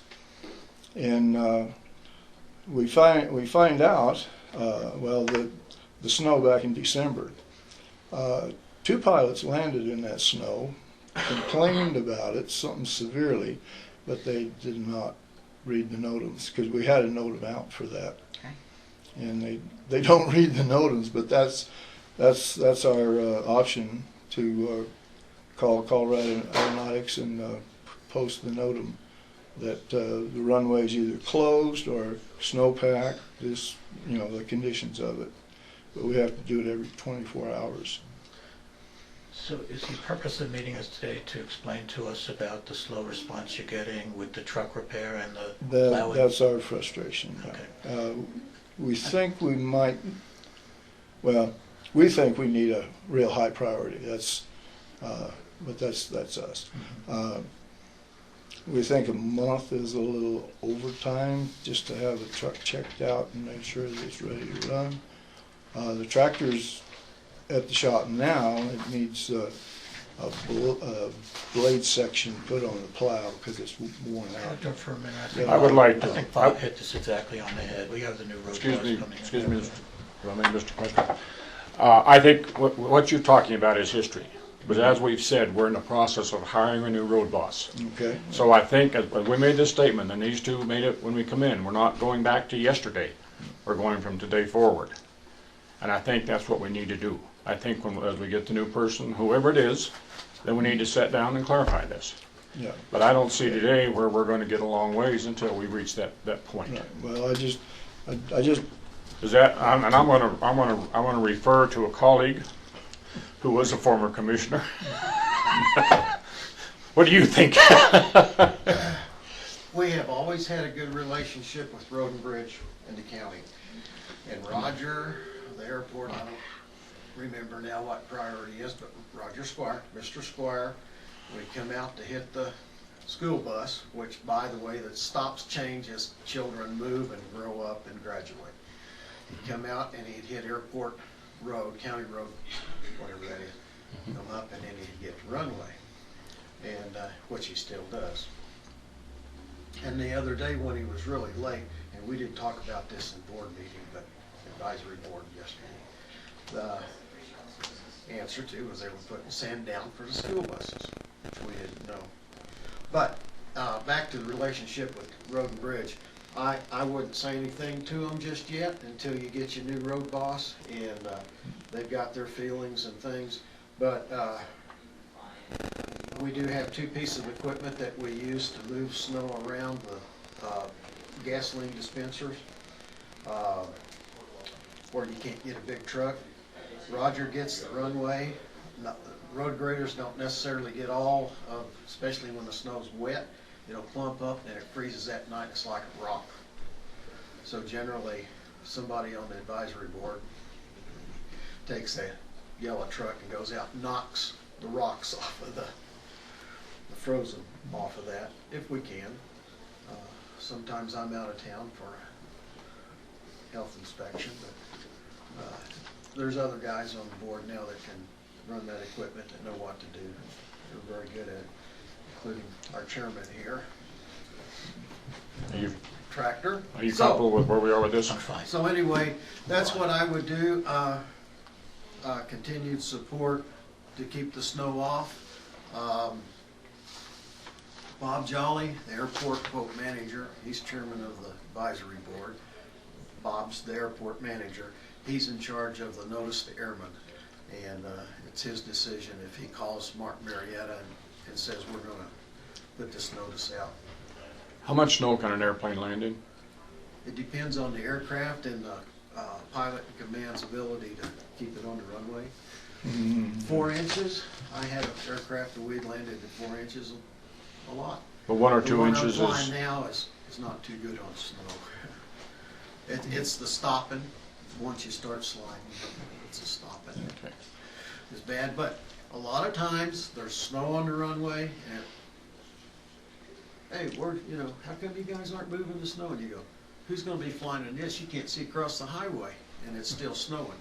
So you got to use a lot of common sense and the safety of the airport.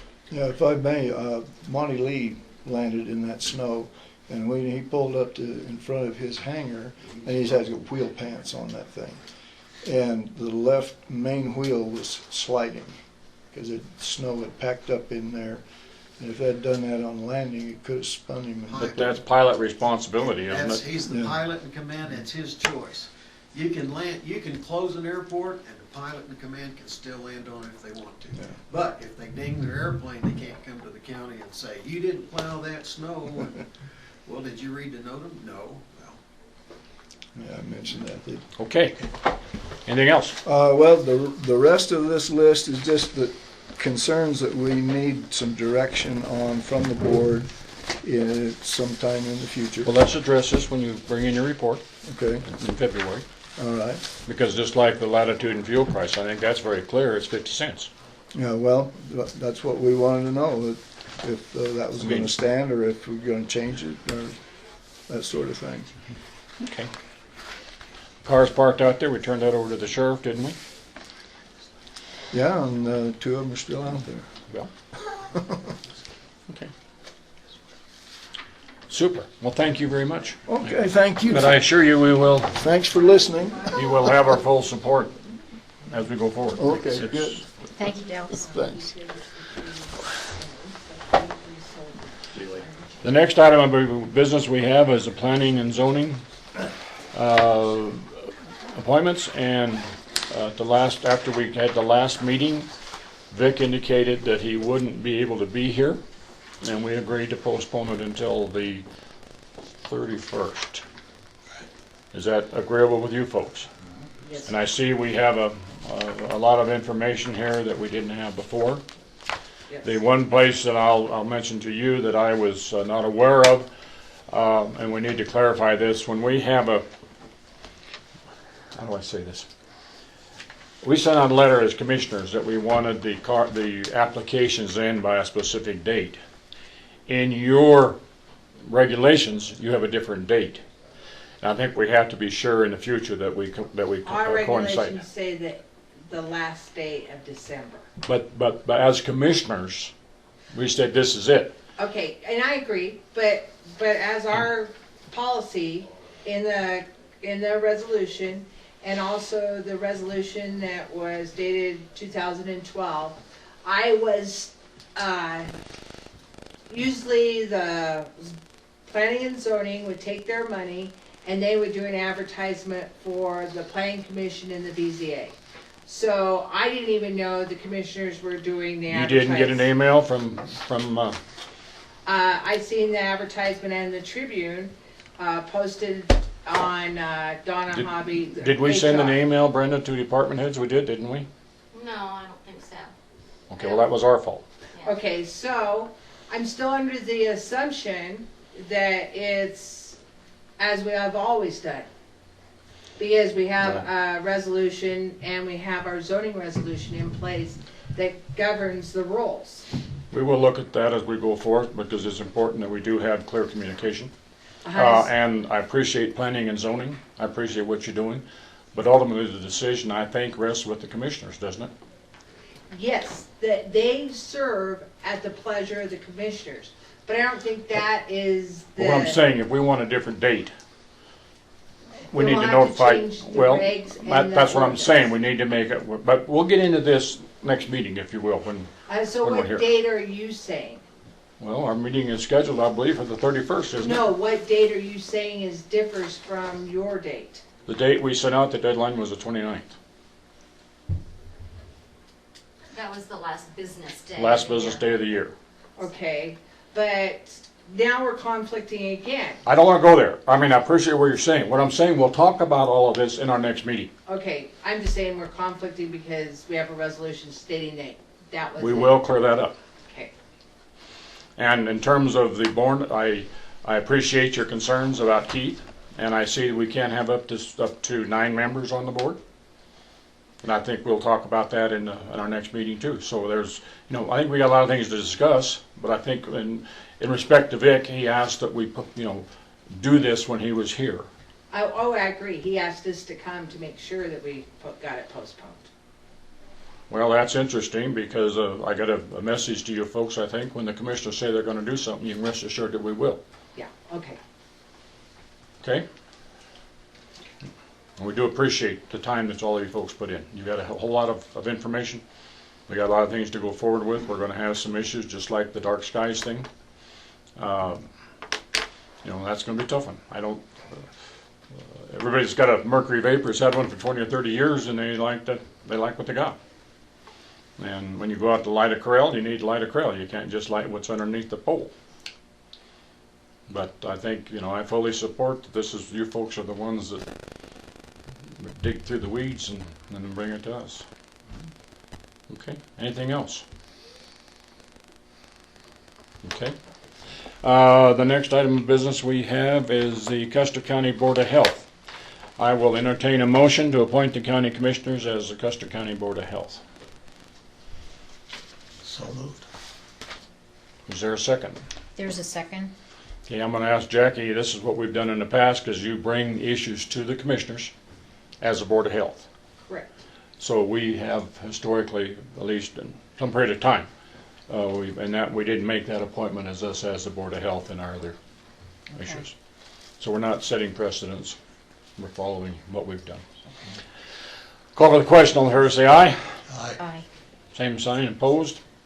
Motion carries. The next item we have is the Custer County nurse position. And we have a draft of the position. We had hoped that maybe we could fill it internally. If it was a county employee that was a public health nurse, they would have had an opportunity to make an internal transfer. The only nurses we have not been interested. Now the next one is going to be, we finalize the position and then we advertise it. We have some questions on how far do we advertise. There's a whole thick packet of requirements from the health department as to what's required, and we meet most of those. But again, we have our own qualifications here. So I would suggest that our commissioners, we can do one or two things. I don't know if you have a copy of this last draft. We may want to discuss this in detail later, or we can go through it now. What would be your preference? I've gone through it at least Thank once. you both. Thank you. Thank you. Thanks, Pat. Thanks. I've gone through it. However, I'm not an HR person, so it's beyond the scope of my expertise in any way whatsoever. It looked okay to me, but I think we ought to discuss it at a later date. Okay, this has been discussed with Donna Hobby. Beth met with Donna and I, and we went over it again for reading and so forth. So that's, if you want to, we need to get this out fairly soon. So let's, you want to postpone it? I just need to know, this says last revised 12/21. I would just like to postpone it maybe and have a discussion or a workshop I with them. suspect you might not have the last one. The one I have is last revised 12/30 of 2016. I don't have that I one don't have either. that one either. I've got Okay. 12/21. Okay, we need to So- get that one. Just had a quick question. Sure. About the appointments. It was tabled till today. Does there need to be an action to table it till the 31st? So we're postponing it from the item today to the 31st. When we made it to do today, then after we finish Vic's commitments, I can't be here. Right. Would you move it to the 31st? So we Right, will, as the chairman, he needs to be. and we will take no action. We're done with any action that we would have taken, and we postpone the whole matter. But your point is well taken. According to Robert's Rules of Order, to postpone an item, there needs to be a motion and a second and a vote. So I move that we postpone that decision until the 31st. I'll second that motion. All in favor, say aye. Aye. All Thank the you. same sign. Thanks for keeping us honest. I'm just going to say that because I've got one dated 12/21 that I would like to postpone. All right, that let's get the latest ones, and let's tentatively, we'll just leave this as unfinished business. Is this the 12? Do you have the right one? Okay. Okay. Brenda? Yeah. This is the one I have on. Someone's gone. The underfunded courthouse grant is some actions we need to take here is that we have a report on the underfunded courthouse, but the report that we have was from the last grant monies. It was identifying potential planning. The next step we go to is that we need to move forward. We have a $148,000 grant, I think it is, for planning, engineering type things. And I think at this point in time we need to, I recommend that we send out a request for proposals to a list that we've got, and that as soon as we can, that we review those and make a decision so that we're in a position to start to move forward, because this is the clock is ticking, and we'll be reapplying again probably in October, November. When would we apply, Mike? It was October, wasn't it, this last fall, for the underfunded courthouse grants? Deadline's August, isn't it? No, I think, no, that's before, the underfunded courthouse is before the court security grants, so I believe that's in August. August. Okay, so my point I'm making is that we have to move forward in a timely manner so we can get a firm hired, and so that we can get a firm, have time to do the work and get the reports back to us. And this will include, as I understand it, from general discussions, is that firm will, I think from our standpoint, everybody has input into it. We look at it, we talk about it, we'll have a series of workshops on it, and then we'll move forward from there. Are you going to do an RFP for, what are you doing it for, a remodel, an addition, or a new building? Right now, we're going to do it for the remodel.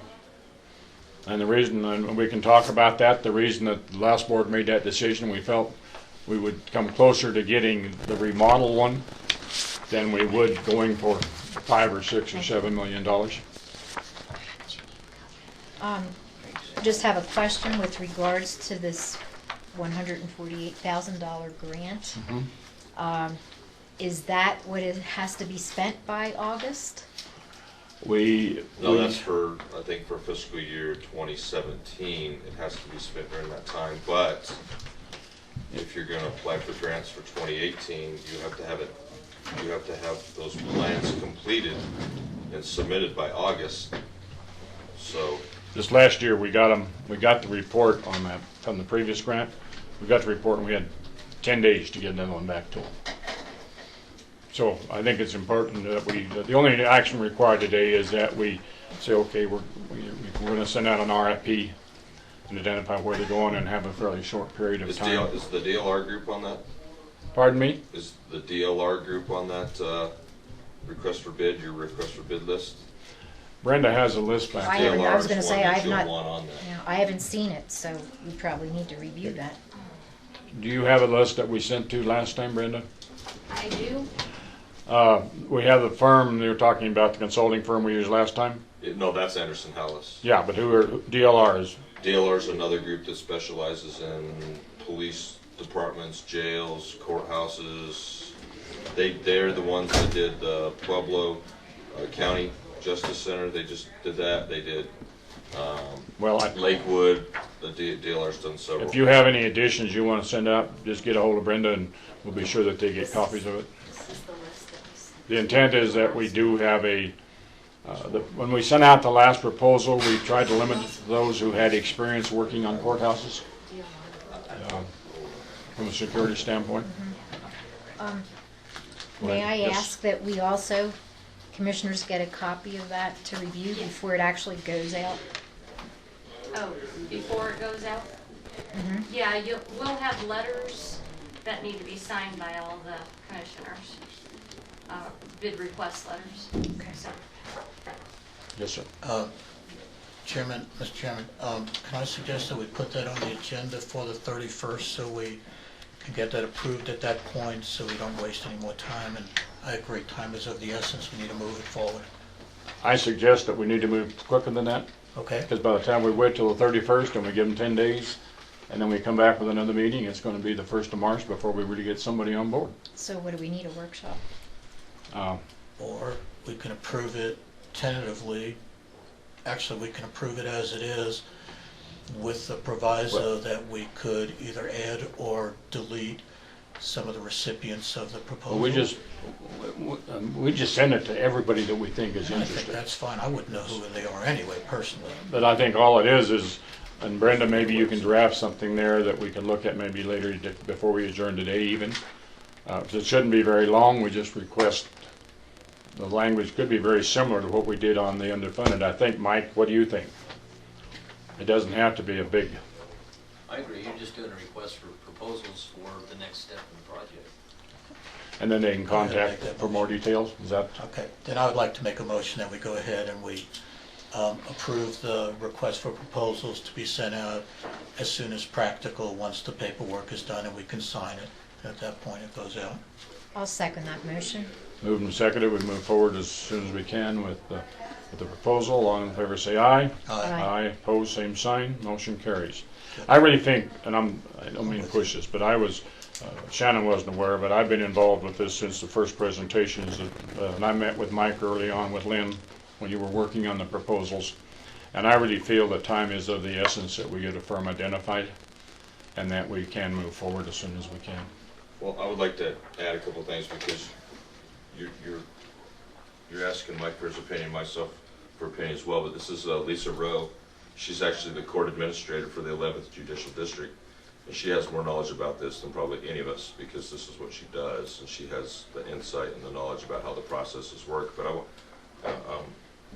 I want to add a couple things. So, you know, this is going to be considerable money that's spent, and so it's going to be, you know, from the public's view, we're going to have to make sure we get good, accurate information out there. And I just want to go on the record, and I'm not trying to be disparaging or whatever, but there's an article in the paper this week from the Trib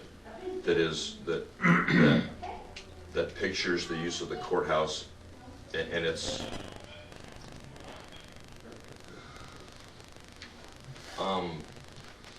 trying to, because we're on the record, I'm trying to parse my words here. It's so inaccurate that it's disgraceful. So I'm going to give you a picture of January of 2017 and how much the court is used. In the month of January, we have 20 business days. 15 of those business days, there is some type of court in session in the courthouse. In the month of January, there's 200 people slated to appear in court in the month of January alone. The picture painted in the paper, if I'm a reader of the newspaper and I don't know better, I'd be like, I don't want you to spend $50 on the courthouse because it's not justified. That this is, if I were you, I would not be happy because you're going to get hammered for wanting to spend $1,000 on the courthouse for how this is painted, that it's not used, and that's inaccurate. And it's stated in there, we don't really know how much the court. Absolutely we know. I mean, all you have to do is ask Mike. He can give you those numbers within about 10 minutes, but you have to ask. You can't assume, and that wasn't done by anyone in reference to the paper, and so it's. I think I can't express enough to you that we have to put out accurate information to the readership so that they are well informed, because otherwise you are going to come under intense scrutiny, and in turn I'm going to get some too, because the court, you know, as soon as they say court, they think of the sheriff's office. So I highly encourage you that if you get asked a question you're not sure, just say, hey, you know, give me a half an hour and I'll call you back, and you can call me. I can put you in contact with whoever needs to know, and you can get that information, just so you don't get beat up. Well, I think we will also have, it's critical, we have some workshops on what we're doing. Yeah. And explain to the public why we're doing it, right, and where we're going with it, and why it's necessary.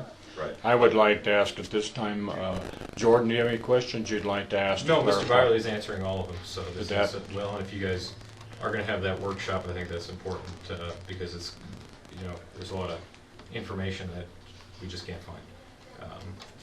So I agree with Mr. Byerly, and I'll make some And I'm not corrections. trying to be. No. It just has to be. I don't want to go there. I just want to be sure that he had an opportunity if he had As I anything said, we he need wanted further to ask. study. You know, I sat there with a clicker that's not accurate. You know, we need And a it varies full- day to day. I worked for Mr. Michelson. Sometimes it's packed in there, and sometimes it's. Well, we it's appreciated unfolded. that you used to be legal aid, but now you're a newspaper reporter. Yep. So we need to keep at it. So. Thank you. Do you have anything else you'd like to say? I would just add to anything that I can do to help facilitate any information, we'd be happy to do that for the commissioners. And there is a gentleman with a state court administrator's office that is more than, he basically helps build courthouses and remodels all across the state, and so he's more of a consultant. He's not going to come in and tell you guys how you should do it. He doesn't know your community, but just know he is a resource, and he would be happy to come present, be available to answer questions, and he knows a whole lot more than even I do in that regard. That's where I think it's important if when we have a workshop, whatever, we have resources there to answer those questions. Absolutely. You got a question? Yep, I have a question. I'm not familiar with you. I'm sorry, meeting you for the first time. Are you a local citizen? I take care of the 11th Judicial District, so my main office is in Canyon City, so I serve Custer, Chaffee, Fremont, and Park counties. So we have your contact information. Yes. Now, are you part of the DA's office? No, I'm with the state, You just have the same area. same area, yeah, same judicial district, but I'm the administrator for the courts. Okay, thank you. And this is a lady that we've worked with for Judge court. Murphy, the chief judge. Okay. This is who we work with, like for Mike does for courthouse security and those type of things. Lisa basically chairs the courthouse security committee and keeps us organized and makes sure that we understand, like, with the grant monies, she can say, like, hey, listen, like the elevator, for example, the grant won't pay for the elevator because it doesn't specifically apply to the courts. That's Well, gonna be a I think county you're stepping beyond the scope right now. Well, Because, right, no, I'm just because you're saying just a minute, you're saying it won't pay for it. We don't know that it won't pay for it because we're looking at a second courtroom in the basement as an immediate need. And a storage for legal facilities down there, because if you just demonstrated, we're fully booked here. So as we expand on the next step of it, those are things that we'll be looking at. I think I agree right now, I say, well, it doesn't fit well, but look at what we're doing there. And it may very well fit by the time we get our next plan put together. Right, I mean, we're getting in the weeds, but. Okay, no, appreciate the introduction. Thank you. Thank you for being here. Is there anything else on the unfunded I courthouse? was just going to ask, basically your contact information. Were you invited here by the sheriff? Is that Yes, he told me about the meeting today. Both so. of you, thank you very much. So tell me about your committee. Which committee, sorry? Well, the one that Shannon referred to, that you're gonna have a meeting on the 17th, the courthouse security committee. Okay. Who appoints that committee? I think probably officially it gets appointed by the chief judge. Historically, I've been in this position just a little over a year, and I think in Custer County, one of the things that was passionate to me is to make sure each county in the judicial district is served, and not just Fremont County, because that's where there's more business in judicial. But so I kind of revived those meetings in conjunction with Mike and the sheriff. The judges are a part of that, so the clerk of court is a part of that, and then usually there's a commissioner a part of that too if I need to. In terms of appointment per se, I think usually we're lucky to get interest from somebody. So, in each location it's a little bit different. Sometimes the facilities person with the county is a part of it. Sometimes the fire chief is a part of it. So, but I think officially it's decided on by the chief judge, but I don't know that it's inclusive. Could you, I don't need it now, but would you go back and maybe bring that documentation so we understand it? Sure. Because it's a committee that can have impact on what we spend, which are county expenditures. Right, so we have an underfunded court grant, which we just talked about, and then there's also a security grant. And the court security committee and we work together to determine what safety needs are there in each courthouse and prioritize those with our grant request. But we have to approve and sign the request for the grants as commissioners. Absolutely, and so does the chief One judge. does. Yeah, One commissioner that's on the committee. So the chief judge has to sign it, the sheriff has to sign it, and one commissioner has to sign it. I think we need to clarify that, because when we have county expenses, It's in the document. I want to see that. Okay. I want to see what it is. I've not been aware of it before. Right, And I want to because you weren't see. on the committee. Pardon me? Right, because you weren't on the committee, so you. Let me finish, please. we have a committee that I get an email from you that we need to be doing this. We don't know about the courthouse. What are we going to be doing next? And we already are doing a lot of this. And I want to see how this committee fits in. I want to see how it's set, who's responsible for it. And we'll go from there. But as a county policy for our grants, we have to approve it as a board of commissioners, and then the chairman signs the grant. That's the way our county grants work. That's the way the courthouse security grant works. It has to be a commissioner decision. You sit there and smile. I know smile. But that's what we've done it every time. So I think technically. So why don't you know about it then? You're out of order, Mr. Sheriff. Thank you. I'm just saying. Yes, ma'am. Go ahead. I was gonna say, technically, I think that, the chief judge appoints me to be in charge of that, but I'll give you all the documentation. That's fine. If it's a judicial committee, that's great. Mm-hmm. But when we come down to dollar expenditures, we have to sign if it's a county grant, just like the courthouse grant. True. We had to have a special meeting for Kit and Lynn and I to sign the underfunded courthouse grant to get it in. If one person could have signed it, we wouldn't have had that meeting. Right, because that's a county grant. Agreed. Whereas like the security grant is it's a judicial grant where we receive monies for. And for who administers it? The courts do. The judicial, the state. It's a state grant. But that who funds us. pays And the so I bill? understand what you're saying, that it's county funds that then is reimbursed by the state. So I fully understand you want to review that as a group, and absolutely. Absolutely. I appreciate it. Didn't mean to get rough with you. No, that's fine. I mean, it's why you have discussion.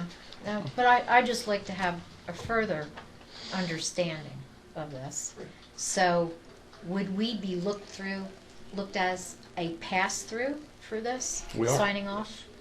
That's what that would be what we are. But it's we're looked at as a pass-through, but we also have to have adequate monies in our treasuries Understood. to handle Understood. those, because Okay. sometimes the reimbursement isn't. Okay.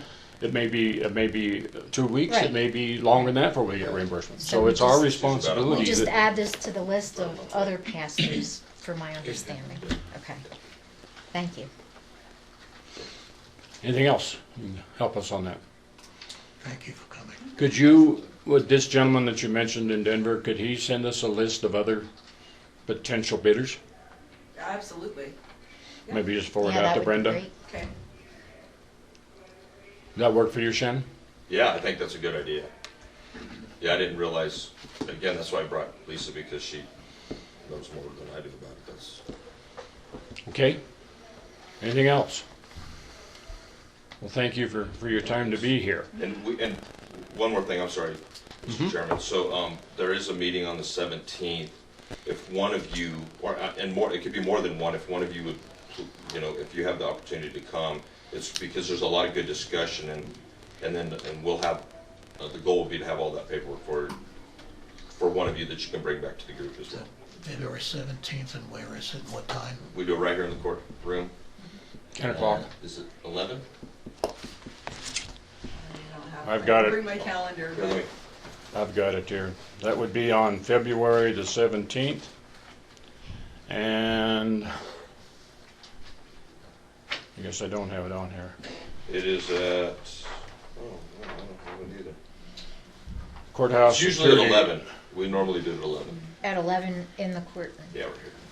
If it changes, just let us know. Yes, sir. Because I'd like to be there. I'll Thank go you. back and I'll check in. Thank you very much. I'll put it down as 11. I'll just assume that's right. You don't need to notify me unless it's different. Okay. Now, we've Thank kind of you. moved from one to the other here, but we're talking about the unfunded courthouse grant. And now we've moved into the court security committee appointments. And that's the security meeting, but we talk about all of it, just, to foster conversation in those committee meetings. And usually all the same players are at both meetings, so sometimes that intertwines a little bit. But were you specifically asking for a commissioner to be part of this committee? Yeah, well, so again, please understand, so this is only starting my 3rd year, but in all of our meetings before, there was always a commissioner there. Commissioner Atterbury was there. Mike? Well, I can add to that a little bit. I've been on this since the ground floor, and the way the state court security grant Could you speak up just a little bit, please? Okay, the way the state court security grant works It's administered by the state judicial, and they would like to have what they call teams for each county. And that team consists of one county commissioner, the chief judge, and the sheriff.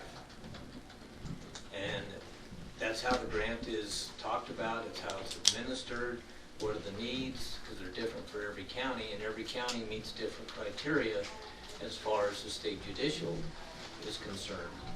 They evaluate you on population. There's several criteria that they evaluate you on. And it makes you eligible for certain parts of the grant, how the monies are distributed and how much. And that's how we've been able to purchase security cameras and panic buttons and security glass on the front of the court doors.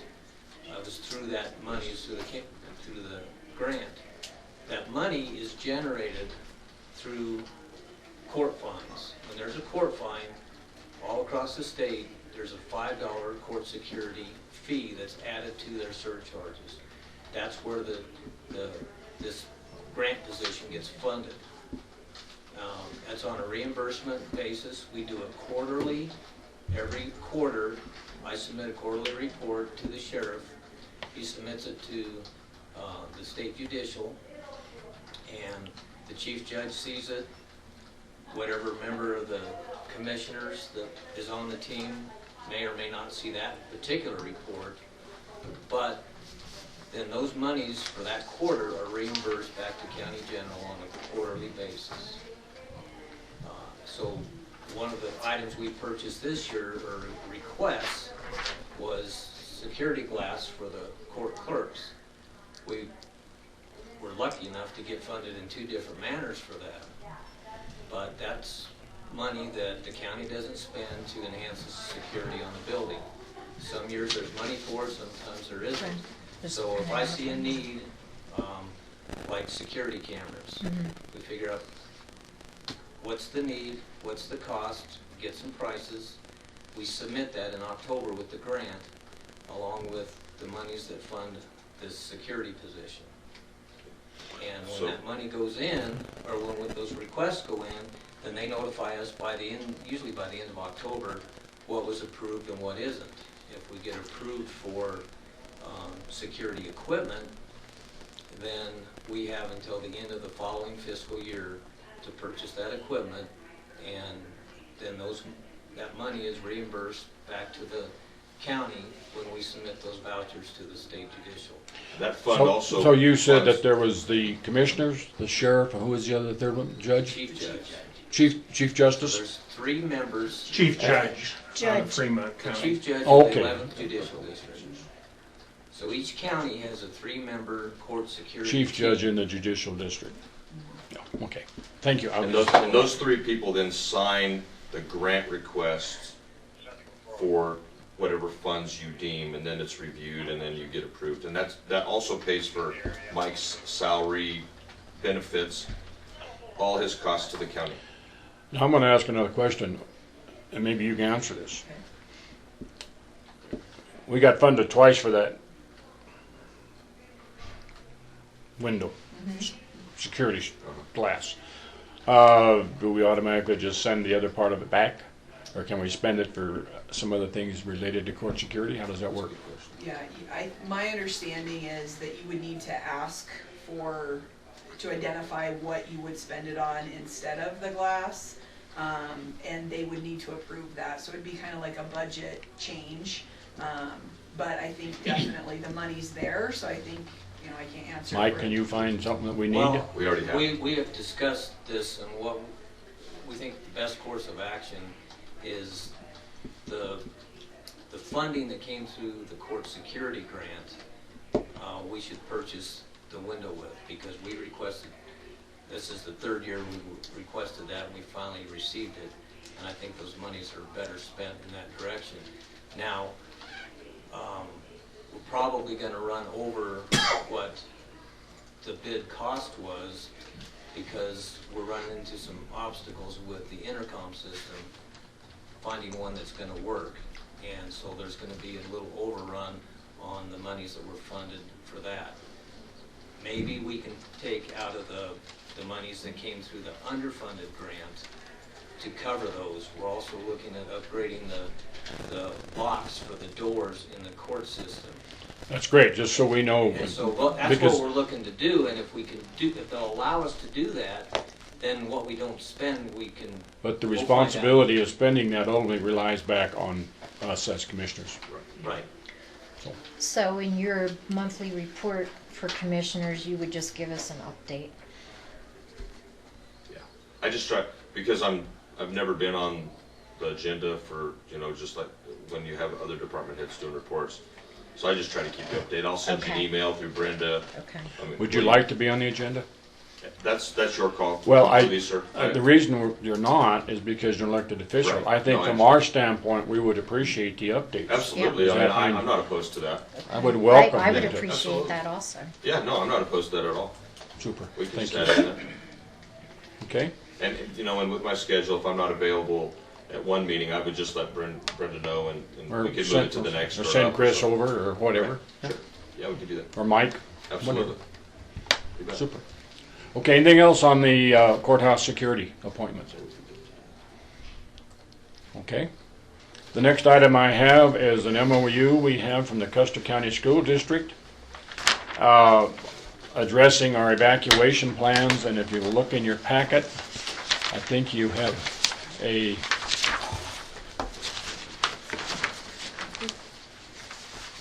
thank you, folks. Thank you, sir. Did the school board? No, I was just going to let you know, the school board wants to make some changes.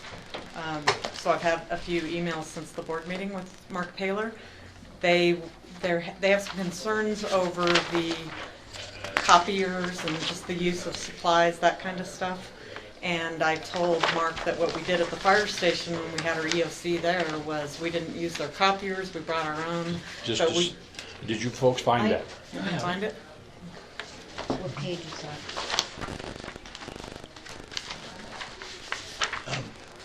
that? Agreement for emergency use facility? Yes. Okay. Just have it shrunk. Go ahead. I found the piece of paper Okay, you found your paper. So I told him what we did with the fire station was that anything we did use, like we took some copy paper, we used, trash bags, toilet paper, some of the kitchen things, and I said we replaced all that, and I said anything that the county would use from the perspective of running a shelter, I said I don't see a big need for that, but if we did, we would replace that. The other issue that Monty Lee has that he wants to address is the kitchen use, and I think it came back up. From my understanding is the same church camp was evacuated twice, and so some of these issues might be specifically to that. But that some pots and pans, utensils, things like that have walked off, and then at one point a freezer was left not closed right, and they lost some food. So I'm going to follow up with Monty and Mark on that, but typically if we're running a shelter, I think we could be working with Paul Sage and the Disaster Assistance Center to bring over pre-made food because they have the commercial kitchen. So I think we could probably recommend to the school that any use of the kitchen facility like that would be limited to, maybe doing some cleanup, but not using their stuff, and that cost share agreement would be with the church camper who, in the case of that camp, both times they brought all their food and they prepared it, and so that we're really not a party to that. We really got took on that because this is a shelter. Right. And when they were first evacuated for the Duckett fire, they permitted them to continue their camp out of the school. Now this time, they just assumed and they continued their camp out of the school, which is not the purpose of an emergency facility. Right. So they had to go back and Right. and we said, no, you got to negotiate that with the school board or with the superintendent, and then they charged them for the use of it. But we need to Right. be clear that this is emergency only. It isn't an alternate location. Where did the volunteers fall under using the firehouse facility? Because there was a whole group that was using that kitchen too. Well, that was the ladies' auxiliary primarily, and they, some of the folks that were bringing in food fed us, And that was Dave Tonsing's call to locate the EOC jointly with the ICP, which I think was a very good call. I think it really kept the information better.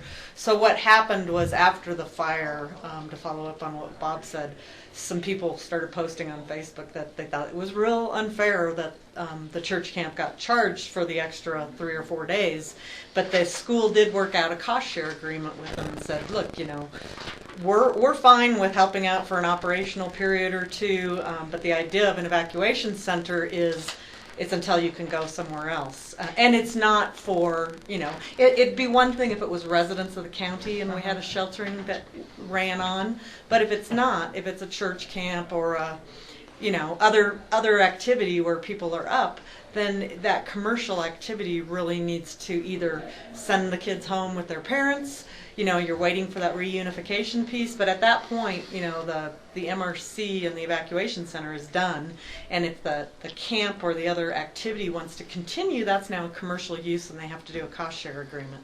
So Gail and Mark and I worked on the new agreement. The new one.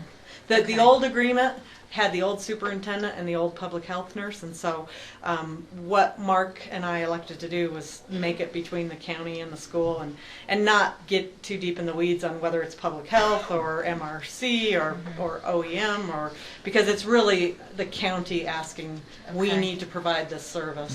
There's another issue with that, is that we are now competing with any private entity or company right. or business that could host them, that they could provide space for. If they'd have gone up to Horn Creek, they'd have had to pay Horn Creek something. So they did. I think they paid. You see what I'm saying?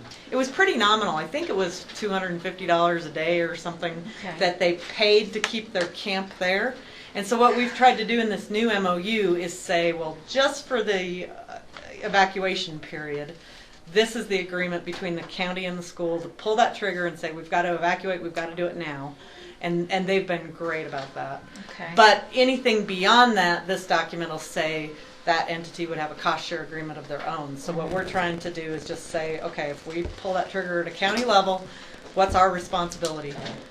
Do we have to, is there a cost share? Do we need to pay utilities? And they've been very generous. So there's really nothing in there. They just want to make sure that they're not going to let us have full run of the kitchen and items that are missing, and so MRC did go in and they had to clean the facility afterwards. They had to do all those things, or we could have been tasked with then that went into our hours for the cost share for the fire too, because anything we do and there was no cost share on Junkin, so that's a bad example, but there would have been, because those would all be volunteer hours. Well, let's take the Duckett fire.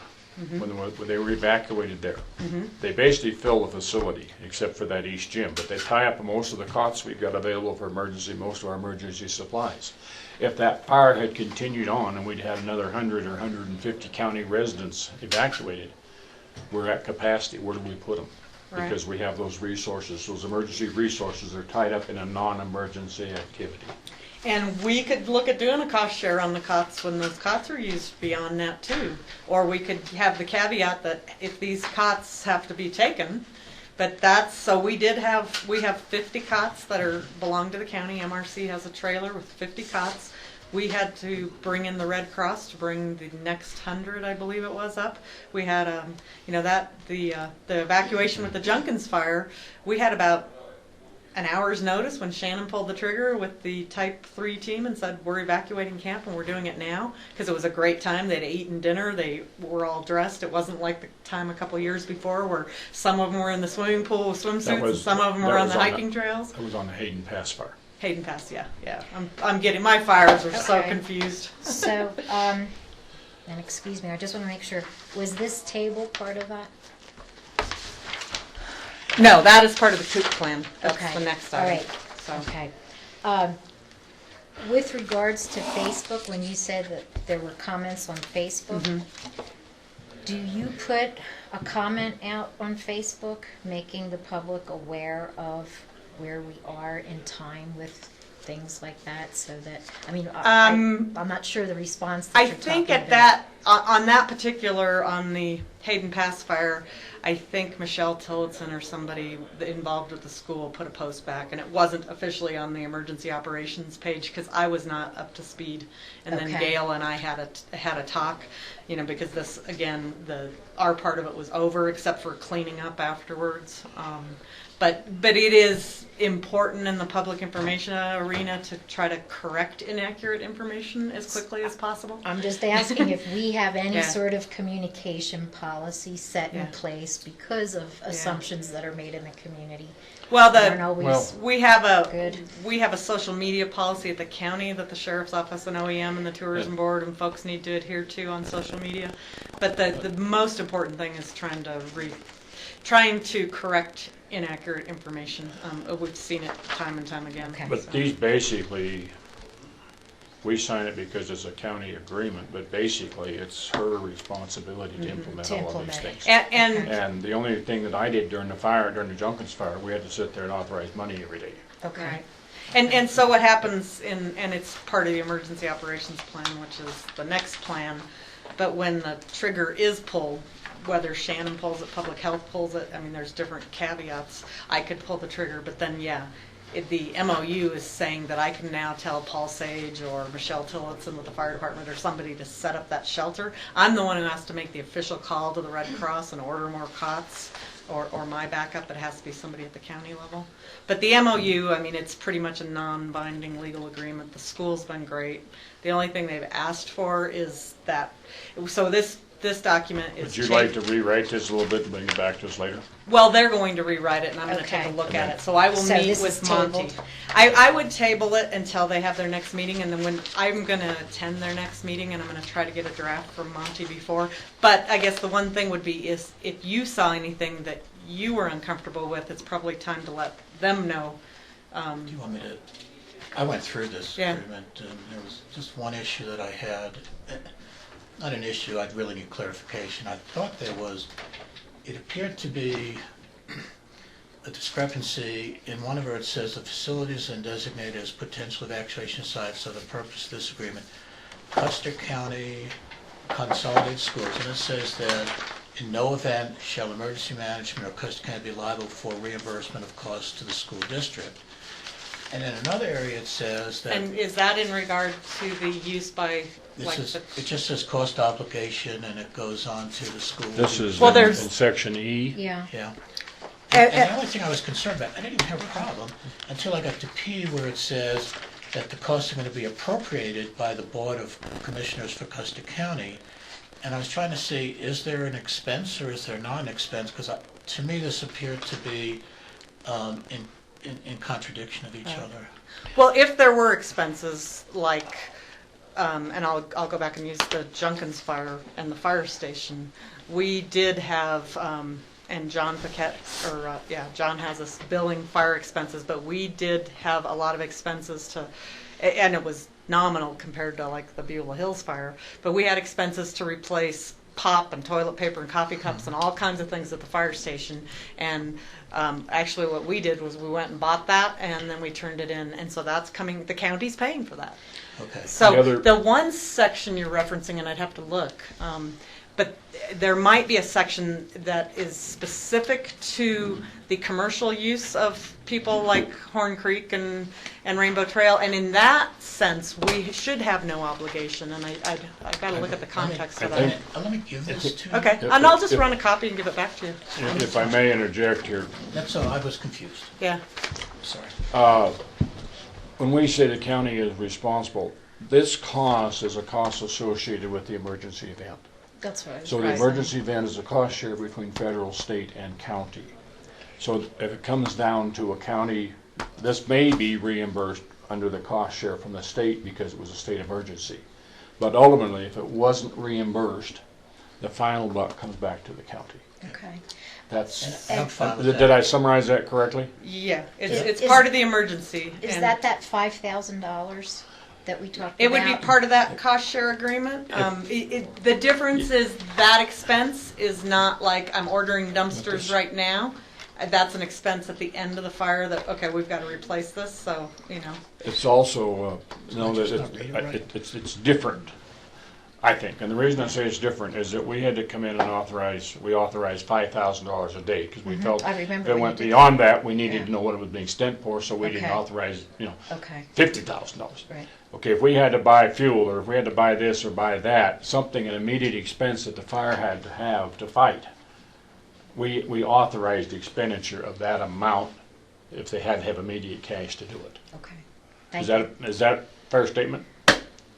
I missed a little bit of that trying to read, I'm sorry. Okay. I shouldn't be multitasking. Well, when we have to sign every day, we sign Right. that authorization up Right. to 5,000, and that was for immediate expenses that had to be covered. Yeah, that was anything that And- the ESF 8 would be ordering right there. And I did this, porta potties. this would be post-event. Most likely, or it could be during the event, like the fire station where we were running out of soda and somebody ran down and bought it, but then we have But to that's do the it again. 5,000. Yeah.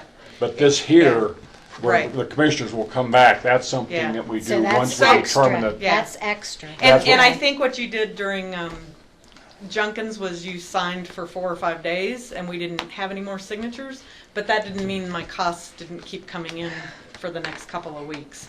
And really, and I've got a sheet, and Donna can give it to you too, but I think our expenses right now are under like $2,500, which is nothing. I mean, Pueblo County, when I worked in their EOC, it was, I did resource MOB, I was authorized to spend up to $5,000 in any transaction per day.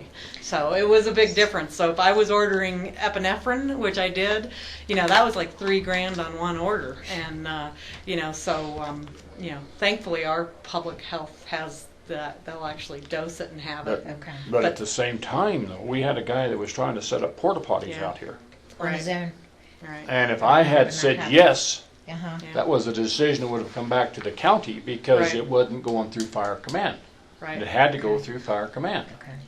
And part of my work plan, and I talked to Donna before I agreed to do it on the state side, was to work the finance piece and actually document those procedures. And even if they change over time, it'll give all of us, and Bob and I are both starting out, this is how we did it last time, so we'll develop Okay, the so you have procedures that. of this way, Okay. and it doesn't mean we can't modify them, but yeah. So- And the guy, the porta potty guy, he's known statewide to just dump them off and send the bill, and nobody Okay. knows who ordered them. Okay. That's And what there's he- a whole different piece too of, you start out with a local emergency.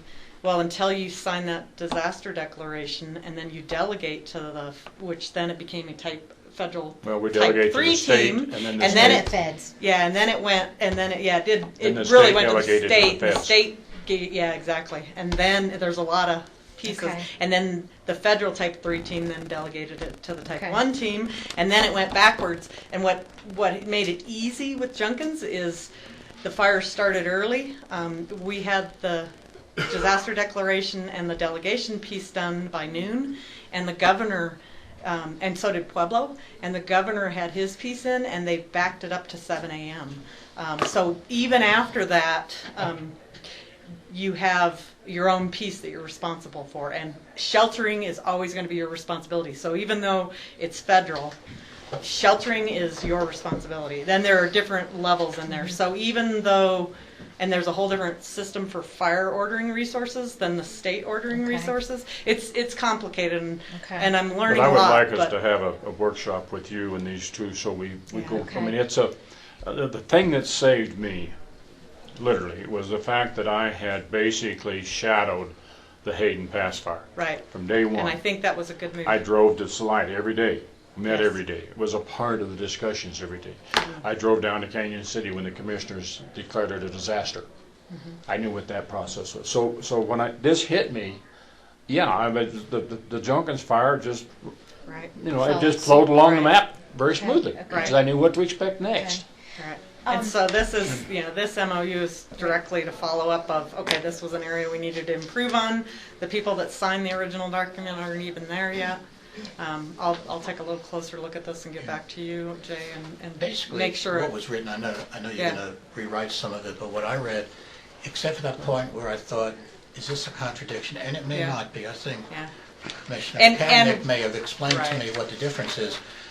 And if it's not, but overall, Okay. I thought it was an excellent. Okay. And what we had done, we actually took Donna McDonald's document that was with the old superintendent, Chris Sully, I think, and we had rewritten that tweaked thing, it. and it was so convoluted Okay. that I reached out to the Chaffey County manager and I said, "What do you have?" And he Yep. sent me this, Okay. and we added the one paragraph about our commercial use part. And so, and both, I was really pleased, but Mark was like, yeah, this is a Okay. much better starting point. And so Okay, so- that's the other thing, is not reinventing the wheel. Is it your responsibility on the 5K that's allocated, that could be daily, do you actually fill out the voucher for that? It goes into a WebEOC system, and what we did in the Beulah Hills Fire was they had a paper. It wasn't a traditional voucher, but they had a paper, and you had to sign off on it if it was over your limit. So they had a process, and I think we'll do something similar. Okay. I'm like Bob, being involved in the Hayden Pass Fire and then working the Beulah Hills Fire really helped me be ready for this fire, and I think it would have, and then Christy being here really helped too. But the Joe Lobiondo's doing that annual operating plan. I invited you all to that. Now, Joe is the State Division of Fire Fire. Prevention and Control. Right, you got it. But they work on Right. control down below on prevention. So they do an annual agreement every year. And what Joe did last year was he sat down with, after the meeting, and then this document will have to be approved by the commissioners in a meeting. But Joe met with Dave Tonsing, myself, and Shannon Byerly, and he walked us through the process of this is how you sign these delegations. And then we did that in the academy too. And in the academy we had a piece where the disaster starts out at the town. And I was the county, but I had my delegation ready to go, but until the town signs their disaster declaration and delegates to the county, then it can't come to you to go to the state, to go to the feds. And Now, another it's factor we had, Brenda went out early on. And you were there, what, Brenda, a full day? Day and a half? 2 days. 2 days. Yeah. Was there helping out where needed be, but was also our liaison as Yeah. things were happening. So we had, because all this stuff hits, sometimes you're shorthanded. Oh, yeah. So she was there to back up what we needed from We the had county side. 4 Homeland Security employees from the state helping. We had a volunteer from Pueblo helping. We had Jill Filer from the But that was not until the Public second or Health. third day. Oh, they were there first day. I think even Bruce got there on Monday afternoon. So, And- Christie's counterpart, the San Luis Valley regional manager, he stayed for 5 days. Okay. That's why we went over to visit them in Alamosa last week at their request Okay. to repay the favor. Okay, okay. So, When is that meeting coming up? the Sarah? next school board meeting, it was a week late because of the holiday, so I believe it's the second Tuesday of February. Oh, and the AOP meeting is what you're asking about. Yeah. That would have been the school board meeting. The AOP meeting is, is it the 10th? Gotta look at my calendar. I don't have that in yet. Nope, it's next week. It's Tuesday the 24th at the fire station. Oh, what time? 10 a.m. 10 a.m. Probably 10 to noon is what to I'm going to noon. guess. It'll be more than an hour, and there'll be several other people there. Cindy French will come up and a few people. But that'll be a good one. And then the other one that I had emailed if you. can, that you be there just to get a Yeah. feel. The other one, and I don't know, I mean, because really it's a workshop, you're going to bring it back to your meeting, so unless you see a conflict, there's no decisions made, you're just reviewing language. He said he'd send the document out this weekend, so you'll have it before Tuesday, Okay. not a great time before. And then the other piece was the class that Christy wants to teach, the G401 or 402. That's the other part that's really going to kind of get your head wrapped around Okay. some of the steps that have to take place in a disaster, and it's gonna happen. Right. This is real wood. It's probably gonna, And- we're a mess out there. Yeah. It could happen really quickly. And the flood side too, the recovery side. And when is that D401, 402 meeting? I had suggested a couple dates, and you said you were fine, and you're the Okay. only one I've heard back from. I so- have to apologize. I met with Chuck. I could not get into my email because there was a section on security that he had to resolve. So I'm just now going through my email, so I apologize for being late, but I'll catch up soon. And I think I was suggesting February 23rd or 24th, or Right. maybe, yeah. So if you can check your calendars. Okay, I'll check. I would say the sooner the better. On the 24th, I have the AOP Division of Fire Prevention. Of January, but this. January. Yeah, we were trying to do the. And you're looking at February? February for the G, I believe it's 402, but yeah, 'cause that's a short week because Monday's a holiday. So, and I don't know what I think I looked at and they didn't see any. What date do you have?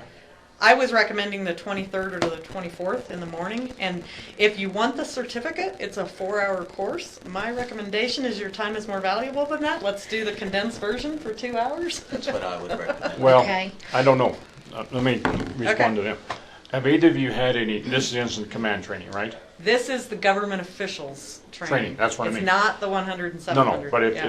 if neither one of you have been through the instant command process, I suggest that you try to consider maybe the 4 hours, if you don't have the concept of how that works. In my case, I didn't do it because I've been through all that training in Arizona. And it's your call.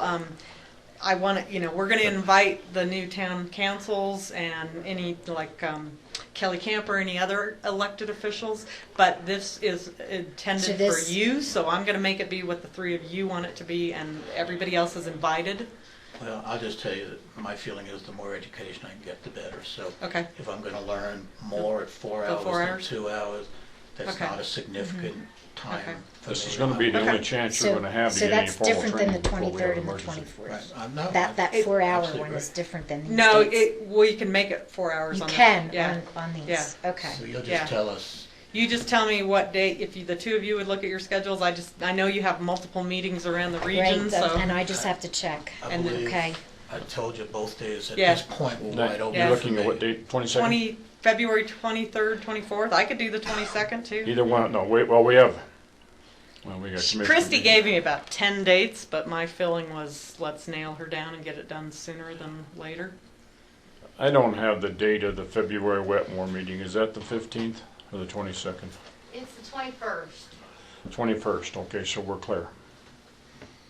So, You just send an email then. And I mean, right now, before I put anything else in, I'm okay on either Both day. days are Okay. available. Do you what? Okay, 23rd or 24th, and I'll just let Christy know. We'll do 8 to noon, or we'll do like 1 Perfect. Either way. what works best for you? Afternoon better for you? Afternoon would probably, actually, if we could, I'd prefer to do the 23rd. 23rd? If possible. 23rd? I will let Christy know. We'll do it on the 23rd. Yeah, she's over there in a meeting now. Do you like so. afternoon or morning? Afternoon. Okay. Like 1 to 5? Mm-hmm. Okay. And you'll confirm that with us. Okay. Thank you. And we'll probably do it over at the SAR building. Just Okay. like 1 to 5. Yep, I will confirm that with you. I'll get her know. So we'll table that MOU and we'll get this set. Okay, now that was a 1 o'clock. 1 o'clock 1 the to 5. 23rd. Yeah, 1 to 5. And I'll And go. I will try to attend it. Just it never hurts to refresh. Yeah. And I'm going to attend because even though I'm an unelected official, I could potentially have to teach the course some days. An elected official will come to you and say, what do I do? Yeah, and there's a real nice little handout, a little pocketbook guide that comes with it. Okay. That that I've been referencing that guide quite a bit. Just, Thank you for It's a doing this. motion to table I that. appreciate your help with this. To motion to table the amendment, would it come up as old business? I don't know, because the other one, we motioned to table the BZA. Well, actually, the previous one was a motion to reschedule. Continue it. There needs to be a motion to table this since it was on the agenda if you want to follow Robert's Rules of Order, which we learned the other day. So why don't I just go ahead and let's do it officially. I'll make a motion that we table the MOU agreement between the school and the county regarding evacuation plans until they finalize what they would like, and then we'll review it at that time. Okay. I'll second that motion as stated. In favor, say aye. Aye. Opposed, same sign. Motion carried. And I will email you and Clint the draft as soon as I get the next draft from them. I didn't put a date on it, so when they're ready, we'll come back. Okay. I'm going to photocopy this and give this back to you. You can have it. The first page of it I wrote to be revised, so I Okay. just had it in my folder. Okay. So we'll wait I'll toss for the the old one revision. when the new one comes, unless you want front page too. wait for the I don't know, I can revision. always download it. Okay, let's go on to the co-op plan. Yeah, COOP, and that stands for Continuity of Operations Plan. Is this it? It looks like this on the That's front. it. Let me see. And what that is where I we think, go. I didn't I get gave some hard copies out at the December 30th meeting. Okay, I I'm probably sorry. didn't give you the entire plan to review yet. What I had given out was the tables that looked like this. I just have the one table. I Okay. don't have anything else. I'm The sorry. the tables that I emailed to everybody were the lead departments, which most of the, I got all the information back on who their department deputies and phone numbers are. I've got a couple changes to incorporate. And Why I don't can you just let them look real quick. I can get the whole thing out. What I'm really missing, yep, that's it. I have What I'm the really one needing page. help with is this alternate locations. Yep. So, and Mike and I talked about this since December 30th.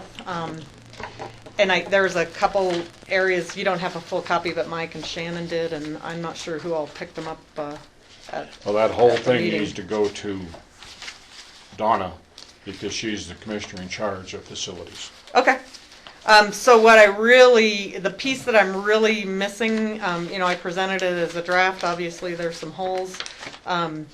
Mike Halpin and I talked, and in the Fremont County plan, they had a section in here, and I'm going to change this, but where in the Fremont County plan, they had a county administrator who did some guidance on facilities, and other ones it was county facilities manager. We don't have that, and so Mike is willing to kind of help be that piece because he's already working on the evacuation. So part of the COOP plan would be if it's, say, a fire alarm or something to do with weather or something, you might just say everybody go home today. That's the continuity plan, and Mike could make that call. But when you get into this table of alternate locations, that's where, okay, now we have a roof collapse because of heavy snow load. Right. Where are we going? And I got a few suggestions from a couple department heads. Everybody else pretty much said, we have no clue. But the plan, we need a plan. It doesn't mean we can't deviate from the plan, but we need a plan. So I need to come up with alternate locations for everybody. So I brought this to the CES meeting, which was the Custer Emergency Services meeting, where you get together once a month, fire, EMS, That was what we had clinic. Tuesday. Right. And you were busy because you're on the committee. Right. So at Tuesday's meeting, Bob suggested that I bring this alternate location piece to you as a board instead of asking the folks at the CES meeting, and randomly, plugging some things in. And again, just like with the evacuation plan, the school can be our main plan, but there's a difference if it's a fire in October or a fire in July, because there's no school. So the same thing, we can't really say we're going to go over to the Veterans Agency if they don't, And the one good thing about we're not all in the same building, so I don't think we're going to see a disaster hit all three buildings. But the same is true with the towns; they really need to have a plan, and so part of it talks about your go kit and grabbing stuff, and like with emergency management, I have to be able to go and take the EOC to fire or to Wetmore or wherever. But likewise, if there's a pipe break upstairs, it might only affect the downstairs here. Right. But they need those plans. So where do we go for an alternate location? And once I kind of fill in these, I think we're ready for a full review of it. And then there is a review chart in the front, and I'll send you the whole thing and try to get it adopted. And then we can certainly start tweaking it. Most of the plans I've got to get done. Kind of the rule of thumb from the academy is if they're 90% done, you get them signed off and you start doing annual reviews in the first quarter and you update them, because you're never going to have perfection. I mean, I don't have that whole package, Yeah, so I and I'll just get it have to you. this. So can I ask, in order to determine an alternate location, wouldn't we have to know what the specific needs of these departments were in order to place them? Well, some of them, right, GIS is going to need to either move his plotter and his equipment. Well, but or we just have to, as an example in GIS, we may have to go to Fremont County because there's some equipment's been damaged. And I didn't include the courts on here. When we come into here, as I look at these, Donna, these are places that, where do you go tomorrow morning? Yeah. Yeah. And one place that is attractive to us and we need to think about is the rodeo building out Right, there. right. Because we do have very high-speed internet and communications into that building as a result of the Junkins fire. Yeah, they put in 12 lines. We got 36 pair for 36 phones. So see, immediately Moved that everything. lets our people plug into stuff. Right. And now you need tables and chairs and partitions, and you can rent all that, and you can Well- figure out what you need to do. But you need at least a plan. And with that fire, with the Junkins fire, I wanted to sit with you at some point and the commissioners because I have the indoor arena and I also have the ranch house, and they've got telephone access and all that. So that could be an alternative depending on what your needs are. And I'm going to go meet with Robin upstairs, but that one is ESF 11, I think. And Robin's going to take over the Ag Resources appendix. Back up a minute. Tell them what ESF is. They are your emergency support functions, and we have 16 of them in our draft plan. So Okay. finance is one, and I don't have a memory. Each of them is a specific area, and she's referring to one part of that master plan, which is this. Yeah, so there is a piece on mass care, which is ESF 6. That's your evacuations and your housing. But then the ag piece of that is 11.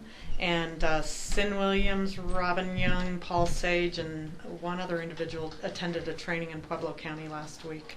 And Robin, we're going to go meet today, but she's helping me with some fire stuff. But she's willing to write that ag piece, and so there's a credentialing process and a process to go through. But we do have an old CART team in place, which is Community Animal Response Team, and it was called CART before anything else was called CART. Okay. And there she is. Okay. So We were talking about you. Yeah, but I'm sure Robin would love to have that be part of the plan, and the the saddle club. I mean, part of the saddle club. The problem with on a small fire, it's great to have all your animals there, and we didn't have a big need. But when you got 911 plus firefighters in camp, probably not the best place to be bringing 100 animals to too. So. Right. And you've got large animals and small animals. So. Okay. But yeah, there's. All right. I'm going to be planning my. But the chances of us having to move the courthouse the same time we have a major fire are very small. Exactly. I agree. They wouldn't conflict, but the odds would be low. And I would say there's some, like, because of the radio tower, I would say dispatch would probably want to go to search and rescue because they've got the next best radio facilities or the fire station. And so some of those, you probably need to look at your best. Would you elaborate on dispatch just a minute from yesterday? In general, or? Well, we're talking about what you found over in the San Luis Valley and why we need a second source for emergency dispatch. Yeah, okay. So it's statutory requirements, and I'm going to go through the state statutes based on the meeting, that we have a backup PSAP, which is your public service. Help me out, Bob. We looked it up. Something communications, public safety. PSAP is the primary. I got it. I know you wrote it down. See, I Googled it. Siri, what is PSAP? This one doesn't have Siri. But It is you the do have public safety answering point. Answering, thank you.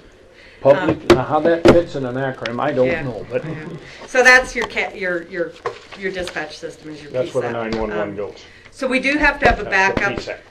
Buck's position when I talked to him after the meeting is you want your backup PSAP to be a number of miles away. You don't want it right next door. So he may have a point on that, and he's going to kind of take the lead to see if we would have that. But regardless, the search and rescue building does have 800 and VHF, and even if they didn't have a whole PSAP center right there, Buck's going to look into that as far as the backup PSAP, and I know CenturyLink's had lines dug up down there on 4th Street before, but if that line goes down, then is Fremont County answering when somebody calls 911? And so I think Buck is going to look to a backup system being in Fremont County or Pueblo County for dispatch. That doesn't mean that our dispatchers would get in the car and drive down there. They may still have to bring records and things over to search and rescue and at least monitor. I don't know. But this is the big thing I'm missing here, and then I'll send the whole draft out. So Do if you sleep at night? Not lately. Okay, just Not lately. We I have have spent been, lots and lots of hours digging. Yeah. It's been a whole year just about.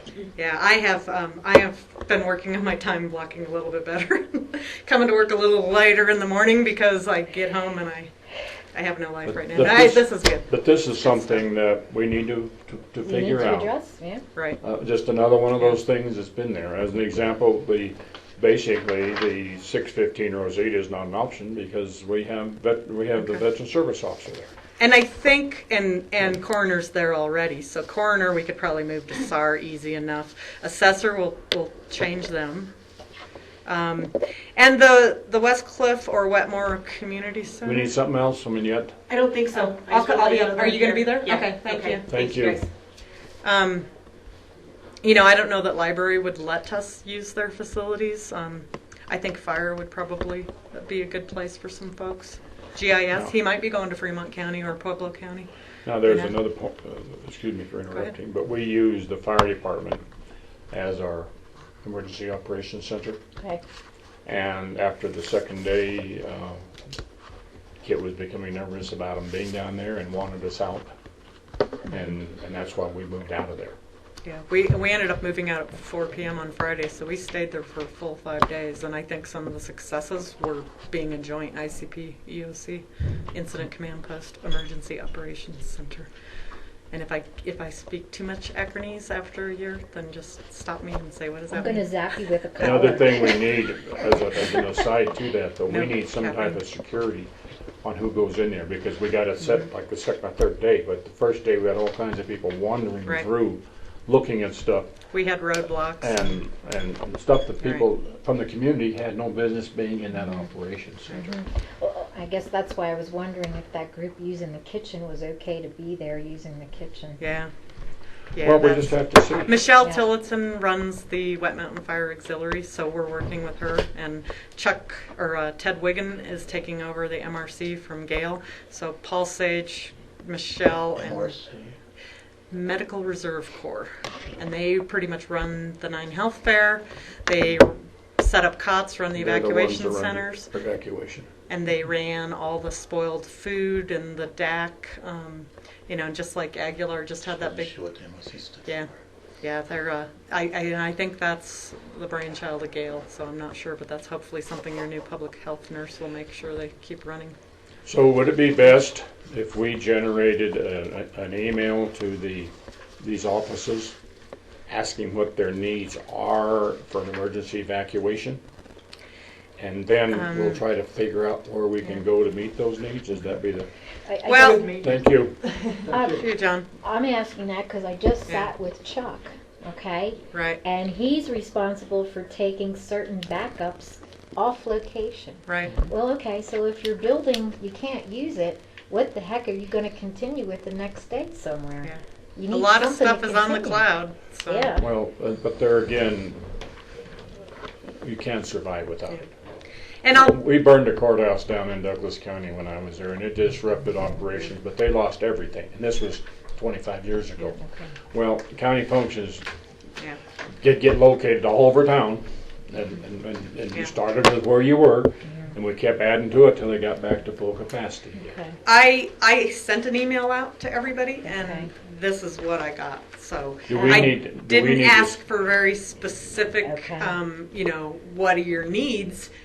That a department head should know what their needs are, and they should contact the agencies and say, if I had this, I think that's, and I can't really push that because they're not my departments. So if you wanted to look at it from that perspective, I mean, I think a department head has the responsibility, and I could send the whole plan out to them to start reading. How about if Donna, you work with her because she's in charge of facilities, and all of these fall under facilities. Right. And I know, for instance, in speaking to Donna Hobby, she can run payroll from home if she needed to. And Chuck's got her set up on that. And, and obviously that's probably one of the most important functions is paying the bills and making payroll. Right. But, depending on the emergencies, some folks may have a long weekend. And I'm just saying, with sitting with him, that's why I wanted to have a workshop with us. Okay. There are some things that I see that need to be addressed. Yeah. Okay? So Yeah. I have a concern there. So I'll make you my point of contact, and I'll send you the whole plan. I'll make the updates, and then if, the big thing is if we can adopt it in first quarter, I think we should. Okay. Even if it's not 100% perfect, there's a schedule of changes in there, and it should be an annual review out to department heads. You know, we have one other item, I think, along the same line, and that's that emergency management plan. Hmm. I That would like has to to get be- it adopted in first quarter. That has too. to be done by the 15th of March, doesn't it? I think it's something like that, yeah. I need to Because- have it. Because we've been extended, and now Mhm. we're to the end of the Okay. line, Yeah. and it's gone from us to the state, and now it's at the federal FEMA level. Oh, you're talking about the hazard mitigation plan. Hazard mitigation Hazard- plan. Yeah. And then, but that's got Yeah. a finite deadline, we have to Right. get out. So, So do you have to be the watchdog on that to make sure it's back here by the 15th? yeah, it's All right. it went to FEMA December 30th, and FEMA has 45 days. The state finally pushed it ahead for payment, so it's finally at the state review. But I have some of those reimbursement requests that are over 300 days old. We're not getting what we thought back because of the way it was advertised. We're eligible for about $44,000 of the almost $50,000 in reimbursement, but the in-kind was not as good as we thought. And then the state did advance it for payment, with the caveat that the RFP process was not very well documented on the, and I don't remember the acronyms, but on the minority and the women's bidder. They gave it to a woman-owned company, and she was the highest bid. But because the state's been through some pretty ugly audits here recently, they sent the caveat that if you could find something to show that the committee that sent this out for RFP did a better job, then you should upload. You have to upload all these documents to the state system. I can't find anything, and that was before my time. But this grant has been extended once. The hard deadline is March 1st. I'm trying to get both towns to approve it. It may not be here for the February meetings. I'm on the agenda for both February meetings and both March meetings for the towns. Shannon? And are you done with Westcliff, or are you still? No, I'm okay. Sure. I want That's to fine. interrupt just a second. We talked about the surcharge for 911. Yeah. And does that have to be approved by the town? Each town to approve that? Because there was some. Yeah, you know, that's, I can't speak to that. We'd have to. Okay, well, you and I can research visit, on so it. see what Yeah, we we have to need. do some research on it. I don't know. I honestly don't know. Okay. Because I don't sit on the committee normally. I know, but we try to. But you and I got to make work. Yeah. No, I agree. That's why I can't answer because I'm not used. But I can do some research and find out. Let me know. Send that to Donna. Would you send a What copy we're- I need to to I would love with you to. later. I would love the extra. Thank If you would like to proof everything I do. I'm not proofing, I just want to learn. What this was, I just asked him in our E911 meeting yesterday. Was it just yesterday, it day was before Wednesday. yesterday, whenever it was. Tuesday. Anyway, Tuesday? Yeah, they Wednesday. blended it. Wednesday. You're right. Wednesday. Okay. we're raising the cost from $1.25 to $1.75 for reimbursement for phone call for 911 phone calls. And there's some question as well, did the city have to vote on it and approve it and so forth? But the reason we're doing this is that we need more money for our 911 system. And I would. Because it's going to have to be upgraded. I would add next to year. that, You were is there. it Wanda? That's the Westcliff representative. She felt that because it's a utility, a rate, they're going to request the Public Utilities Commission allow a rate increase, and that it would. Does it have to go to the voters? Pardon me? Not Is it sure. a Tabor issue? I think They're it's just like researching it, I think though. it's just I think like the when Black PUC Hills Chuck raises was a gonna rate, look it goes into to the that. PUC and it doesn't Chuck go to the would probably voters. have to be the best person Yeah, to he know that. said he was going to look One of into the that. issues we may run into is the financials there, and making sure, if we do take this, and it gets out to the public that we want a tax increase on their phone bills, but we don't have good records of where that money comes from or how we spend it. Actually, it's just because there's so many people, and I'm one of them. I didn't know this until we had the meeting. If you have a phone from Pennsylvania, that money's going to Pennsylvania. It's not coming here. Probably is. So it's Yeah. a whole There's a lot of information process that probably has to But be. I'm sorry, I got it. No problem. Yeah. No worries. Okay. No worries. Yeah. Okay. You saw it. Yeah. That's fine. Thank you. Yeah. Have a great day. Thank you. sorry. I interrupted Yeah, that's you. all right, that's all right. Okay. So I'll work with Donna on the coop. I'll forward a copy to Jay. I'll give you the whole copy too, Bob. And, yeah.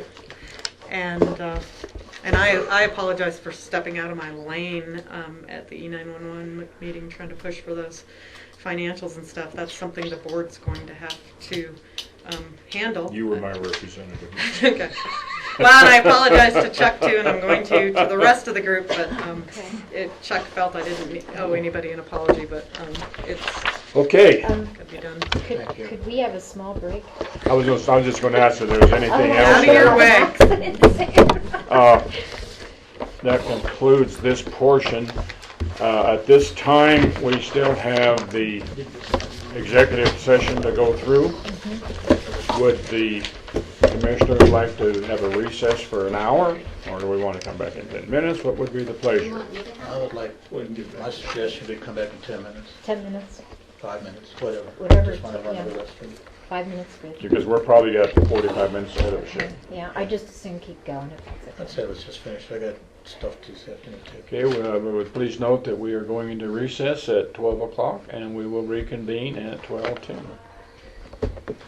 The Board of County Commissioners back into session again. It is 12:10, and an additional item I would like us to talk about right now is the one we talked about earlier in the meeting today is the request for proposal. And this is an example of one that would go to one firm. I think what we need to look this over, and then we also need to see if we have identified what we need back here. This is from the last one, so we just. This will have to be rewritten some. Yes. It'll have to be rewritten completely because we have different things we're looking for. Specifications. Yep. So is this something we want to look at now? Do you want to take it and think about it? I would, if I may, I would suggest let's just do it now. The time is of the Well, that was essence. kind of what Moving. my hope was. Okay, I think the first thing we need to look at, the letter is, I don't see anything in here. We have to identify some deadlines. Yeah. The deadline is in the actual RFP, so on the second page. So I don't. This says May 17, 2000. This is from last year's underfunded. I just gave it to you as an example, and we're just going to have to like cross stuff out and put new Okay. stuff in. So See, this is what we did for the planning grant that we got, that we've now used up. Now So we need this- to do something like this for the Yeah. construction. we have to Design. come up with a new one for this. But this is like a template for you. So Identify the current facilities and deficiencies. We've already identified those, so do we want to say, Do we need to review them?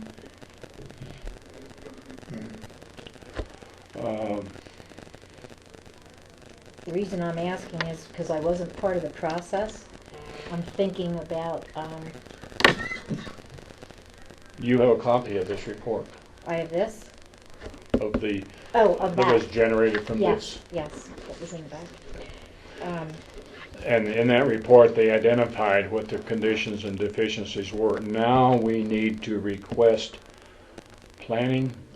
Let's grab the Wetmore Community Center one and see what all we had in there, some of that language.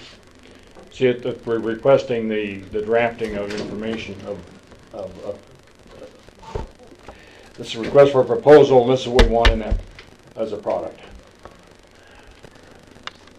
I don't think we need to do anything with the second one.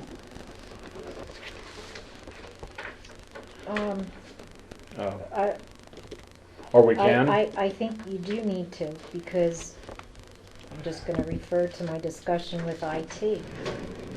And looking at the space that's there, I know this is for a courthouse, but I don't know, are we incorporating just that side? That's all we have. Plus our entrance, because that was part That's of it. This will have nothing, this will have no impact Nothing on to any do county with offices, Anything else? except the court, that's it. When we did this, this is why we had a process for building a new courthouse, or building a new county administration building.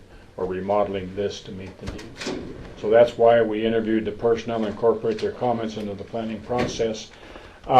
We may want to be a little more specific there.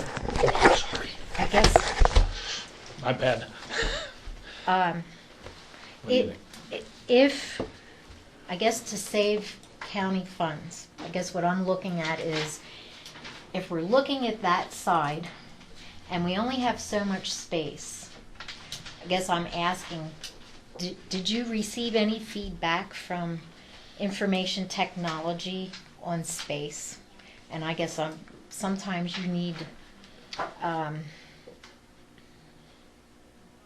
outside space. As they interviewed Chuck Yeah. in the process, and whatever responses he made, they incorporated into the In there? report. Okay. And most of these were very brief. If we look, and I don't have a copy of that report with me, but in there they talk about the needs assessment of how much each office had, what they were going to need for future space, for future expansion to like the clerk's office, or if they were going to be at 6 or 7 clerks down the road, from deputies, what were they going to need? Okay. And that, but in this case, interview personnel incorporate their comments into the planning process. This would be, I don't know. Mike is a part of it, a very integral part of it. To a degree, Shannon is, but more importantly, the court liaison person would be. Identify space needs of the judicial facility. They did that. They identified the holding facility. The courthouse facilities, I think here we were talking about the offices, not the courtroom facilities. See if we're compliant. We have that in that report because we have to remodel these 2 bathrooms. Analyze the placement of an elevator. That is in the report. And then prepare options for future facility needs and potential expansion. We don't need options for that, but we need to have options, planning options for the remodeling, I think. And then the needs assessment and planning deadline. This was the one that we got it in September, and in October the grant had to go back in. I think we need to, the needs assessment, that we've already done the assessment. All of this is going to be planning the I'm trying to think of the right word. It's the architectural drawings. It's not the final detailed architectural drawings, but it's that preliminary stuff. Preliminary, Yes. because he was, the gentleman that was here doing the presentation, I think Jay and I were in attendance in that meeting, just asking questions even about how the front entrance would be. Those aren't set in concrete. No. So that needs to be That's reviewed. all stuff we'll talk about, and we have expanded it, at least in the general sense. I think we need to expand it to include a basement under the new addition, and that the elevator will go from the basement up. And the reason for that is that the basement will function as a secondary courtroom because of the load that we already have in our primary courtroom. That's a need, I think, that we have now. It's going to add about, oh God, I've forgotten. It's about $200 a foot. I think it's going to add like $500,000 to the cost of the project. But it's a lot cheaper to put the basement under now for growth and development down the road than it is to try to continue. It's cheaper to build a basement now than it is to build on top or extend out tomorrow. Okay. I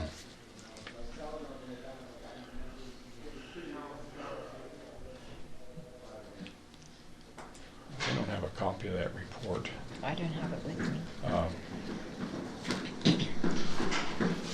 Do you have a copy of that courthouse report? We passed them all out. They've all disappeared. Yes.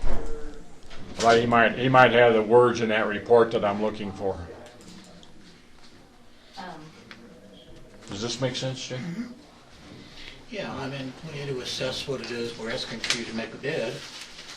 We need to tell them what we need them to bid on. I mean, this was great for the preliminary assessment, And some of it may apply, but I think we need to be a little more. Well, I would like I think the planning deadline, the product deadline should be middle of the summer, so we have more time.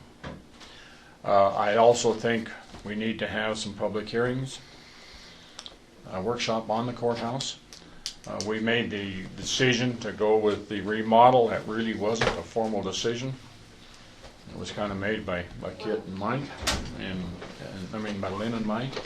But we felt we couldn't afford a $5 million or $6 million budget at this time. It was just too many dollars to spend. All of my copies seem to have disappeared, so. Okay. I don't know where they went. I thought I had one in my file cabinet, but I don't know where it went.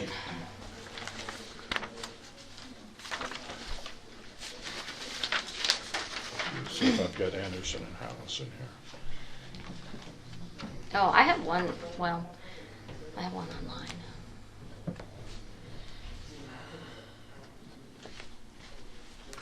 I just want to make sure we're being inclusive of everything, and I'm not sure that I know don't have that. Anderson and House here, I guess. What do we actually have now? We have a needs assessment. We have all we have is the chest. We did a study, we measured the building, everything, and these are the needs that you have. Okay. And they gave us 3 options in that report. One that was most detailed was the remodeling of the courtroom and building an addition on for only court facilities attached to this building. The second was in a general planning session of building a new courthouse, and the third was building a new judicial center. Gotcha. And that courthouse, I believe, was about $5.5 million, and the judicial center was pretty close to $7 million. Mm-hmm.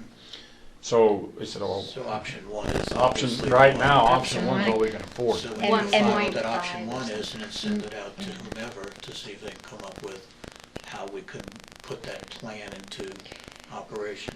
May I ask how long the assessment was for? What was the projected time period for this assessment? 25 years. Thank you. We felt that any improvement we'd made the last time we built on there was about 25 years ago. And if we can reach 25 years into the future, we're putting our building in a position. Well, we didn't solve the issue of the lack of space. We're going to have to continue to address that as we go forward. We may end up moving some departments. We may move, as an example, been suggested, we move social services off-site so there's not a stigma. But there's also a suggestion we leave it here because you don't know if you're going to social services or another office when you walk in the door. But those are issues that we'll be looking at. Do you have a number for Anderson House? I do. Please, I'm sorry. Would the smart thing to do at this point, once we locate those 3 options, let's just put the number 1 option onto this and then send it The out. option will be for the remodeling of the, that's what I meant, courthouse. the remodeling, So not the state other that.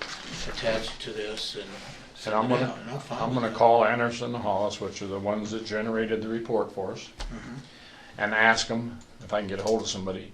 In the meantime, we'll see. Ask them. If we're being inclusive. Well, I don't think they should even be part of it. I think we should just take option number 1 and send it out. The option number 1 that we have is in that report that I gave you. Mhm. I didn't even think about Yeah. bringing No, mine. and that's okay. I'm just talking this about is- the rest of this. Are we and- thinking of everything that we should be? Well, I think in asking? option 1 it will identify that for Okay. us, but let me reach Okay. behind you here. Okay. Sit still, you're fine, I'm just gonna drag the phone over.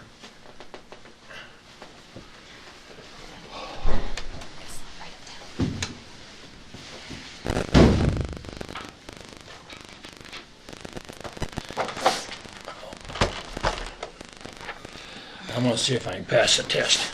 Okay. Brenda's been teaching me how to use this phone. Okay. And it's I pushed this down, and then I pushed 9 down, and I got a dial tone.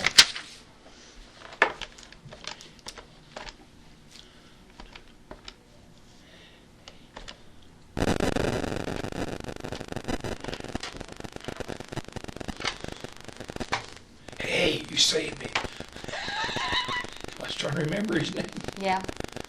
Yes, ma'am. Bob Catney, Custer County Commissioners. Is Wells Squire there, please?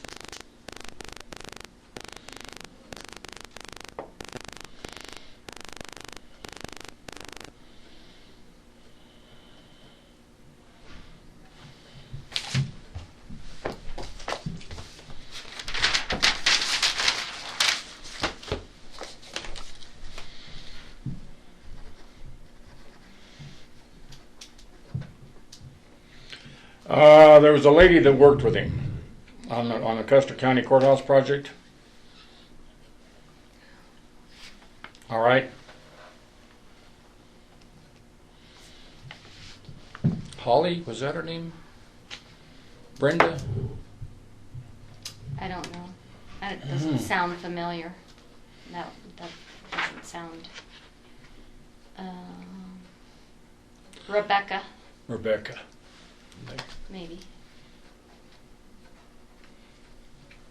Yep.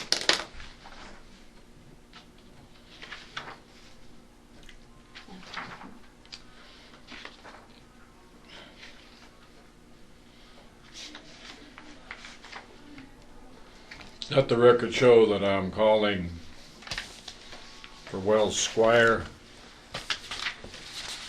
with the Anderson Hollis architects that prepared the last report for us on the courthouse space.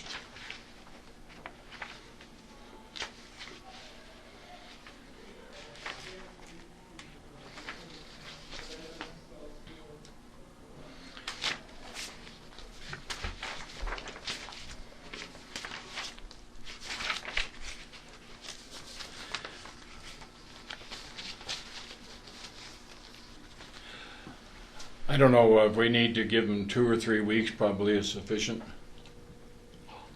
Let's ring into somebody. Oh, nah. Hey, Rebecca Bobcatnik, how are you today? Well, I'm doing well, I think. We're sitting down there scratching our heads, and I need a little help from you. Okay, we're getting ready to send out an RFP for the next phase, but I need to know what we're asking for. Give me the right words. Just a second. I'm going to put you on speakerphone. Just a minute. I push this button and then hang up. Yes. Can you hear us? Yep. All right. I have with me Commissioner Donna Hood and Commissioner Jay Prince. Hello. And also have our county attorney, Clint Smith, and our clerk and recorder, and our administrative assistant. But the purpose of the call is that we're trying to write an RFP for the next phase, and I'm trying to decide what questions do we need to ask. All right. That's a complicated question. So I guess, hi everyone. Hi. First I would ask... Let me ask you this. Would you rather think about this and send us an email? That would probably be better. Okay. But let me ask first, is this for... This is so for what the next... exactly are you thinking for the next phase? Yes, we did get that courthouse improvement grant for $145,000, and this is the RFP, so we can get something moving to get this next phase underway. Okay, so this would be the next phase for the existing courthouse, addressing some of the security and accessibility needs? Well, you addressed those in the report that you sent to us. And now we're doing some planning and preliminary architecture work. Is that right? Is that the next phase? Yep. And that's what I'm trying to get the right words, so when we send out RFP, we have it what we need to say.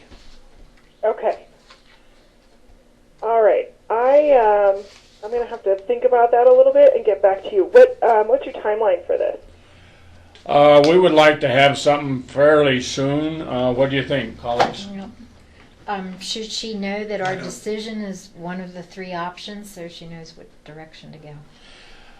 This was Commissioner Hood. Did you hear her question?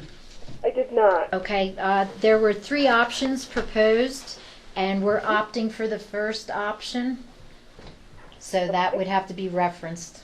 Right, that's the remodel. The remodel. Addition. Okay. Does that, and I don't have the plans in front of me, did that include the addition, or was that just the remodel of the existing? No, that included the addition on the south side, which would have the holding cells, a reconfiguration of the courtroom, some additional offices for the judges and attorneys. Okay. That was the one that you identified, I think, was about $1.5 million or something. And then the other 2 options you offered to us was a new administrative building, which was about $5 million plus. or a new courthouse, which was $7 million. And the one we're pursuing is just the remodel of the existing facilities with the add-on. Okay. Sounds good. All right. That helps. Now, in addition, you and I talked earlier, and Wells and I have too, but would like this to include, which we didn't in the initial evaluation, include a basement. And also, we're looking at maybe even having to make that basement into a second courtroom. Okay.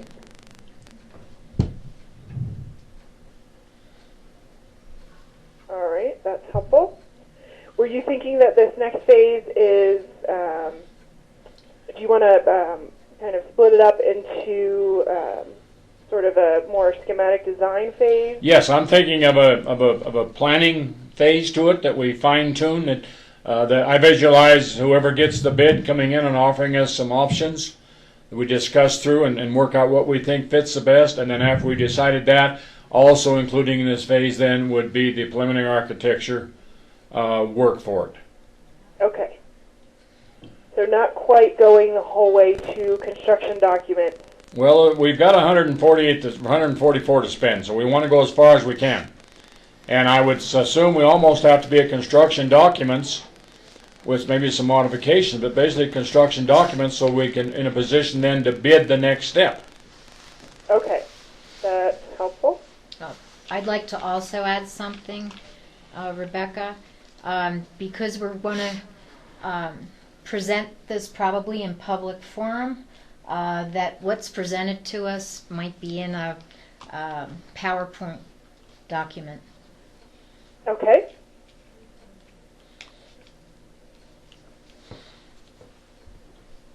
All right.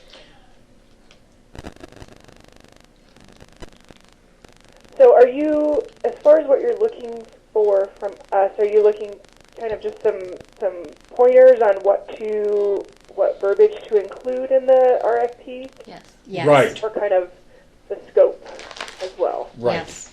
Because that's what I'm wanting is what we need to include for the firm to be able to produce the, incorporate the rest of the planning and incorporate the architecture work, yeah.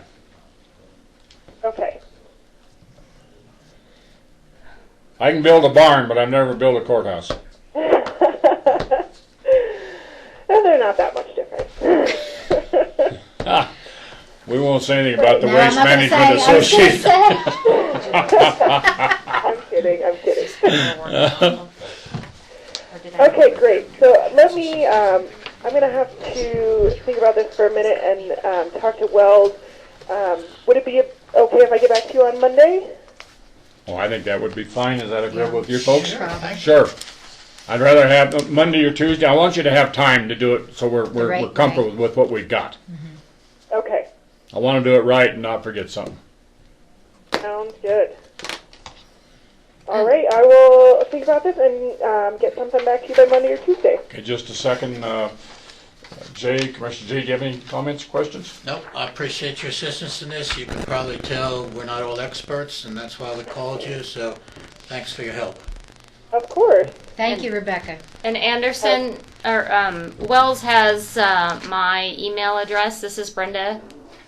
Okay. So you can just get it to me, and then I'll get it to everyone else. All right. And one other thing I would like to have, if it wouldn't cost you a lot, would be could we get maybe 3 or 4 more hard copies of your last report? Sure. It seemed that ours have walked out. No problem. Okay. All right. Well, you have a wonderful afternoon and have a great weekend. You too. Thanks so much. Thank you. Bye. Bye-bye. Bye. Yeah, I had one in my file cabinet. I thought I was keeping it, and I don't know what happened to it. So.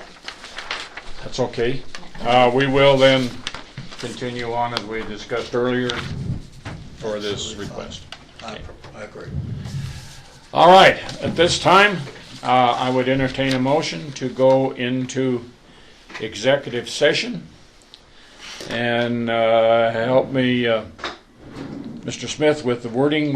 We're going to be discussing personnel positions, open positions. Correct, and So this will be an executive session on the record, and you need to read that language. Will we have anything to do with the legal, anything legal we need to talk about? I don't believe that there's any legal issues to be discussed at this time. Legal, I see your folder. would we have to open up another session with regards to the email Yeah. from the Tribune? Okay. That'll be a separate Session.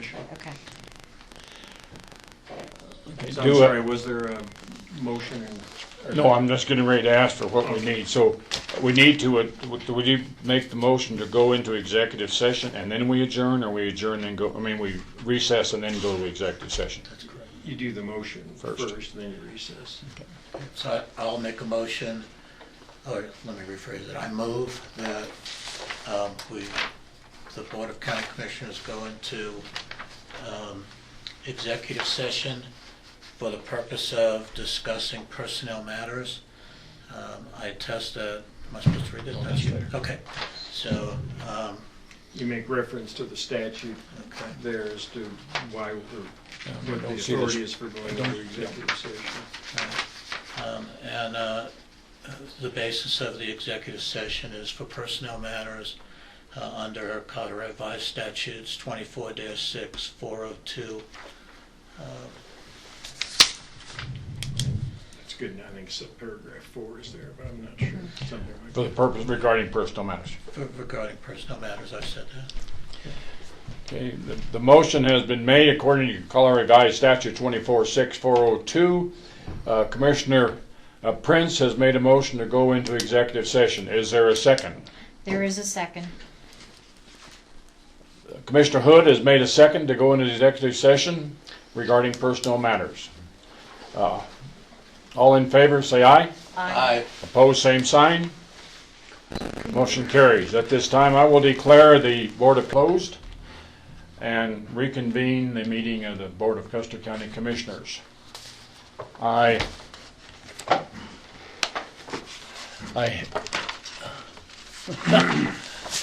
sorry. I attest that I am the chairman of the Board of Custer County Commissioners and confirm that the discussion remained on topic and that no matters were adopted and no actions or decisions were made. And as the county attorney, I agree that the discussion stayed on topic and there were no decisions made. At this time, I will entertain a motion to reconvene the executive session for discussion of legal.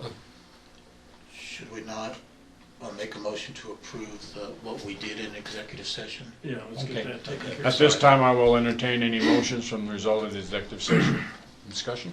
I move that we approve a job description for road and bridge supervisor, and that such description be disseminated to Custer County, the appropriate Custer County employees, and those who desire to apply for that job shall do so no later than 4 o'clock on January 27th.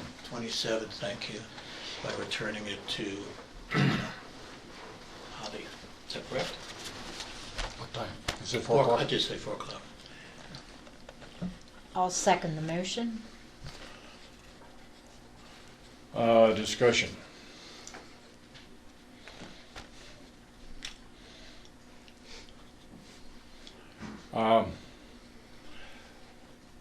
Do we need to identify what they need to do to apply for the job? Say that application can be made by a resume? Or are we requesting a resume and experience evaluation? Or how do we, I think we need to say what the vehicle that we're looking How at. about if I amend the motion to say pursuant, the application we made pursuant to county policy? All we have now is the blank application policy that I've done this. And I would like to have a little more of what their experience. I've run a road crew, or I've run a crew. Well, what crews have you run? Does that make sense? Yeah, my concern is, and we don't know who they are, but some people have already applied, and we don't know what they did or what they didn't, because we're going to open this as a fair and equitable decision-making So process. if we're asking something they didn't do, this is. Can we do it by Friday at 4? Is that what you're saying? Well, we're opening it now. We've had some that have applied, not knowing what the actual application process is. And I guess I don't have any problem with asking them to submit a letter of interest and a short resume, or a letter of interest highlighting their experiences or something of that nature, because if they can't write a letter, that's a skill that's needed. I'm fine. I'd like to amend the motion then to include that the process of submitting an application will include a letter of interest and a resume of job experience pertaining to the position. Is there a second to the amendment? There's a second to the amendment. Now, Mr. Chairman, or Mr. Protocol Man, we will be voting on the amendment, and the motion to vote on the amendment was to request that application be made by a letter of interest accompanied by a resume of experiences. Is there any discussion on this? I'll call for the vote. All in favor say aye. Aye. Same sign opposed? Nay? No? Unanimous decision? Motion passed. I'd like to make a second motion regarding the position of our healthcare nurse, and that is that we address her job description in the same manner that the Road and Bridges job description is. I'll second the motion. Motion made and seconded to follow the same format for the, hold on just a second, to follow the same format as we followed in the Road and Bridge. Is that right? That sounds good. All in favor, say aye. Aye. Opposed, same sign. Okay. On our job description, our application. There's a landfill. Oh, I just pulled it out of his file because I don't that's have super. it on file. That's super. We're asking when they apply for the road boss that they submit a letter of application and a short resume. Will that work for you? We're looking at the people that At least 4 are out of the 6 have done that. that are already. Yes. We already have the initial application information because we're looking at current county employees. The only reason I gave him the application part was, and it's odd, it's just me, because I wanted the background check so I could rerun that. If it's somebody who's been there a long time, that a lot of things could have happened in 10 years or what have you. But we can have that standard one. That's what you gave them, was the standard one. And is there any problem that you see that we ask that they submit a letter and a resume with that? Oh, no, that's more information than That's what we're asking. So can I ask the ones that have not but already submitted something, that we go back to them and please ask them to, thank you very much. Not having read the landfill supervisor job description, I would just like us to be able to review that and make sure that going forward with any new positions that we're looking at having the same dynamics in the job description. Let me make copies for everybody on that one. Yeah, unless, That's all I needed. I just want to be sure we were okay with you from the. unless I had been in on the hiring process, I have not written a job description. So that's why there's a lot that you can tell That are where we've different. had turnover, but the rest of you have that prior. And that's what we feel we need to start to do as a board, is to identify those positions. Like the, we've gone over the nurse one, but we want to see kind of like the format we laid out for the road boss. It's very similar, but so we have each of them kind of similar. We just made some modifications in the As an example, among the responsibilities will be comply with the policy manual of the Custer County. And just something like that.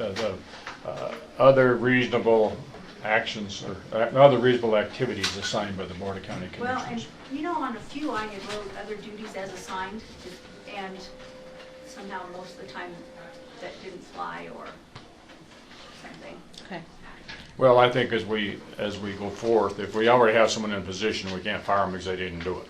On there. But as we open the positions up for new hires, then I think at that time we can certainly say that if we have something else, let's, as an example, there's nothing in Road and Bridge that says what the Road and Bridge has to do during a fire. So we would assign, I mean, we have plans and stuff in our emergency operations, but it's not spelled out in their job descriptions. But you can always modify your job descriptions according to your current needs. Yeah. Some of these haven't been looked at for years. No, and, So. yeah, and then times change. I mean, one thing it could say that you were doing data entry and that is no longer that position that. Thank you. Thank you. Okay, and we'll have them to you by 4 o'clock, January the 27th. The job description or Applications. on there, okay, And what we're going to do, she's going to send it out to the road people email, okay. and I'll meet with them at 7 o'clock Monday morning. 20. That's a week from today. Is that reasonable time? Yeah, I'm 90% of So those already congenial. came in, yeah, so, yeah. But that'll work for you, okay? If it don't, if it won't, say. No, I'm good. Okay. I just don't want, my concern is that we don't have a bunch of extra for you as you finish up your year-end activity. I mean, your monthly activity. And when would you be starting to schedule the interviews? Well, That's the only time frame that I just need that little bit of time to verify information. I don't think realistically we can interview until probably after our January meeting, February. February meeting, which would be the 7th and 8th, 6th and 7th? 7th and 8th. 7th and 8th. Is that enough time? And for me, yes. Now, how much time do you need to put it together? 3 or 4 days, 5 days? And I can make all that happen. That part's not a problem. I would suggest when the letter goes out that you tell them when the interviews will be scheduled so they can plan their life accordingly. If their shift, if there's 7 guys coming in, that they do have a road crew if there's a snow, kind of say, we want the deadline is the 27th and we will tentatively schedule the interviews at 8th or the 10th from 9 to 4 or something so they could figure out how they're going to all. And subject to change based on work schedules and road emergencies. And that way everybody they wouldn't be stunned when no one It showed up. would be totally inappropriate to say, I can't interview you because you're working during the time we're interviewing. That we won't do. On there, but for my part, it should be easy. Okay. On that. Okay. And if you'll send me that as well, so I know the times, then yes, I'll be good. So we're going to do the interviews when? The 10th? 9th? Can you tell me? Brent, what do you suggest? Of mine right now, I'm going to say that we have everyone that we're going to have. I think. You think so? I believe so. Everyone that's called me has came and picked up, with the exception of one, and that was the one that came this way.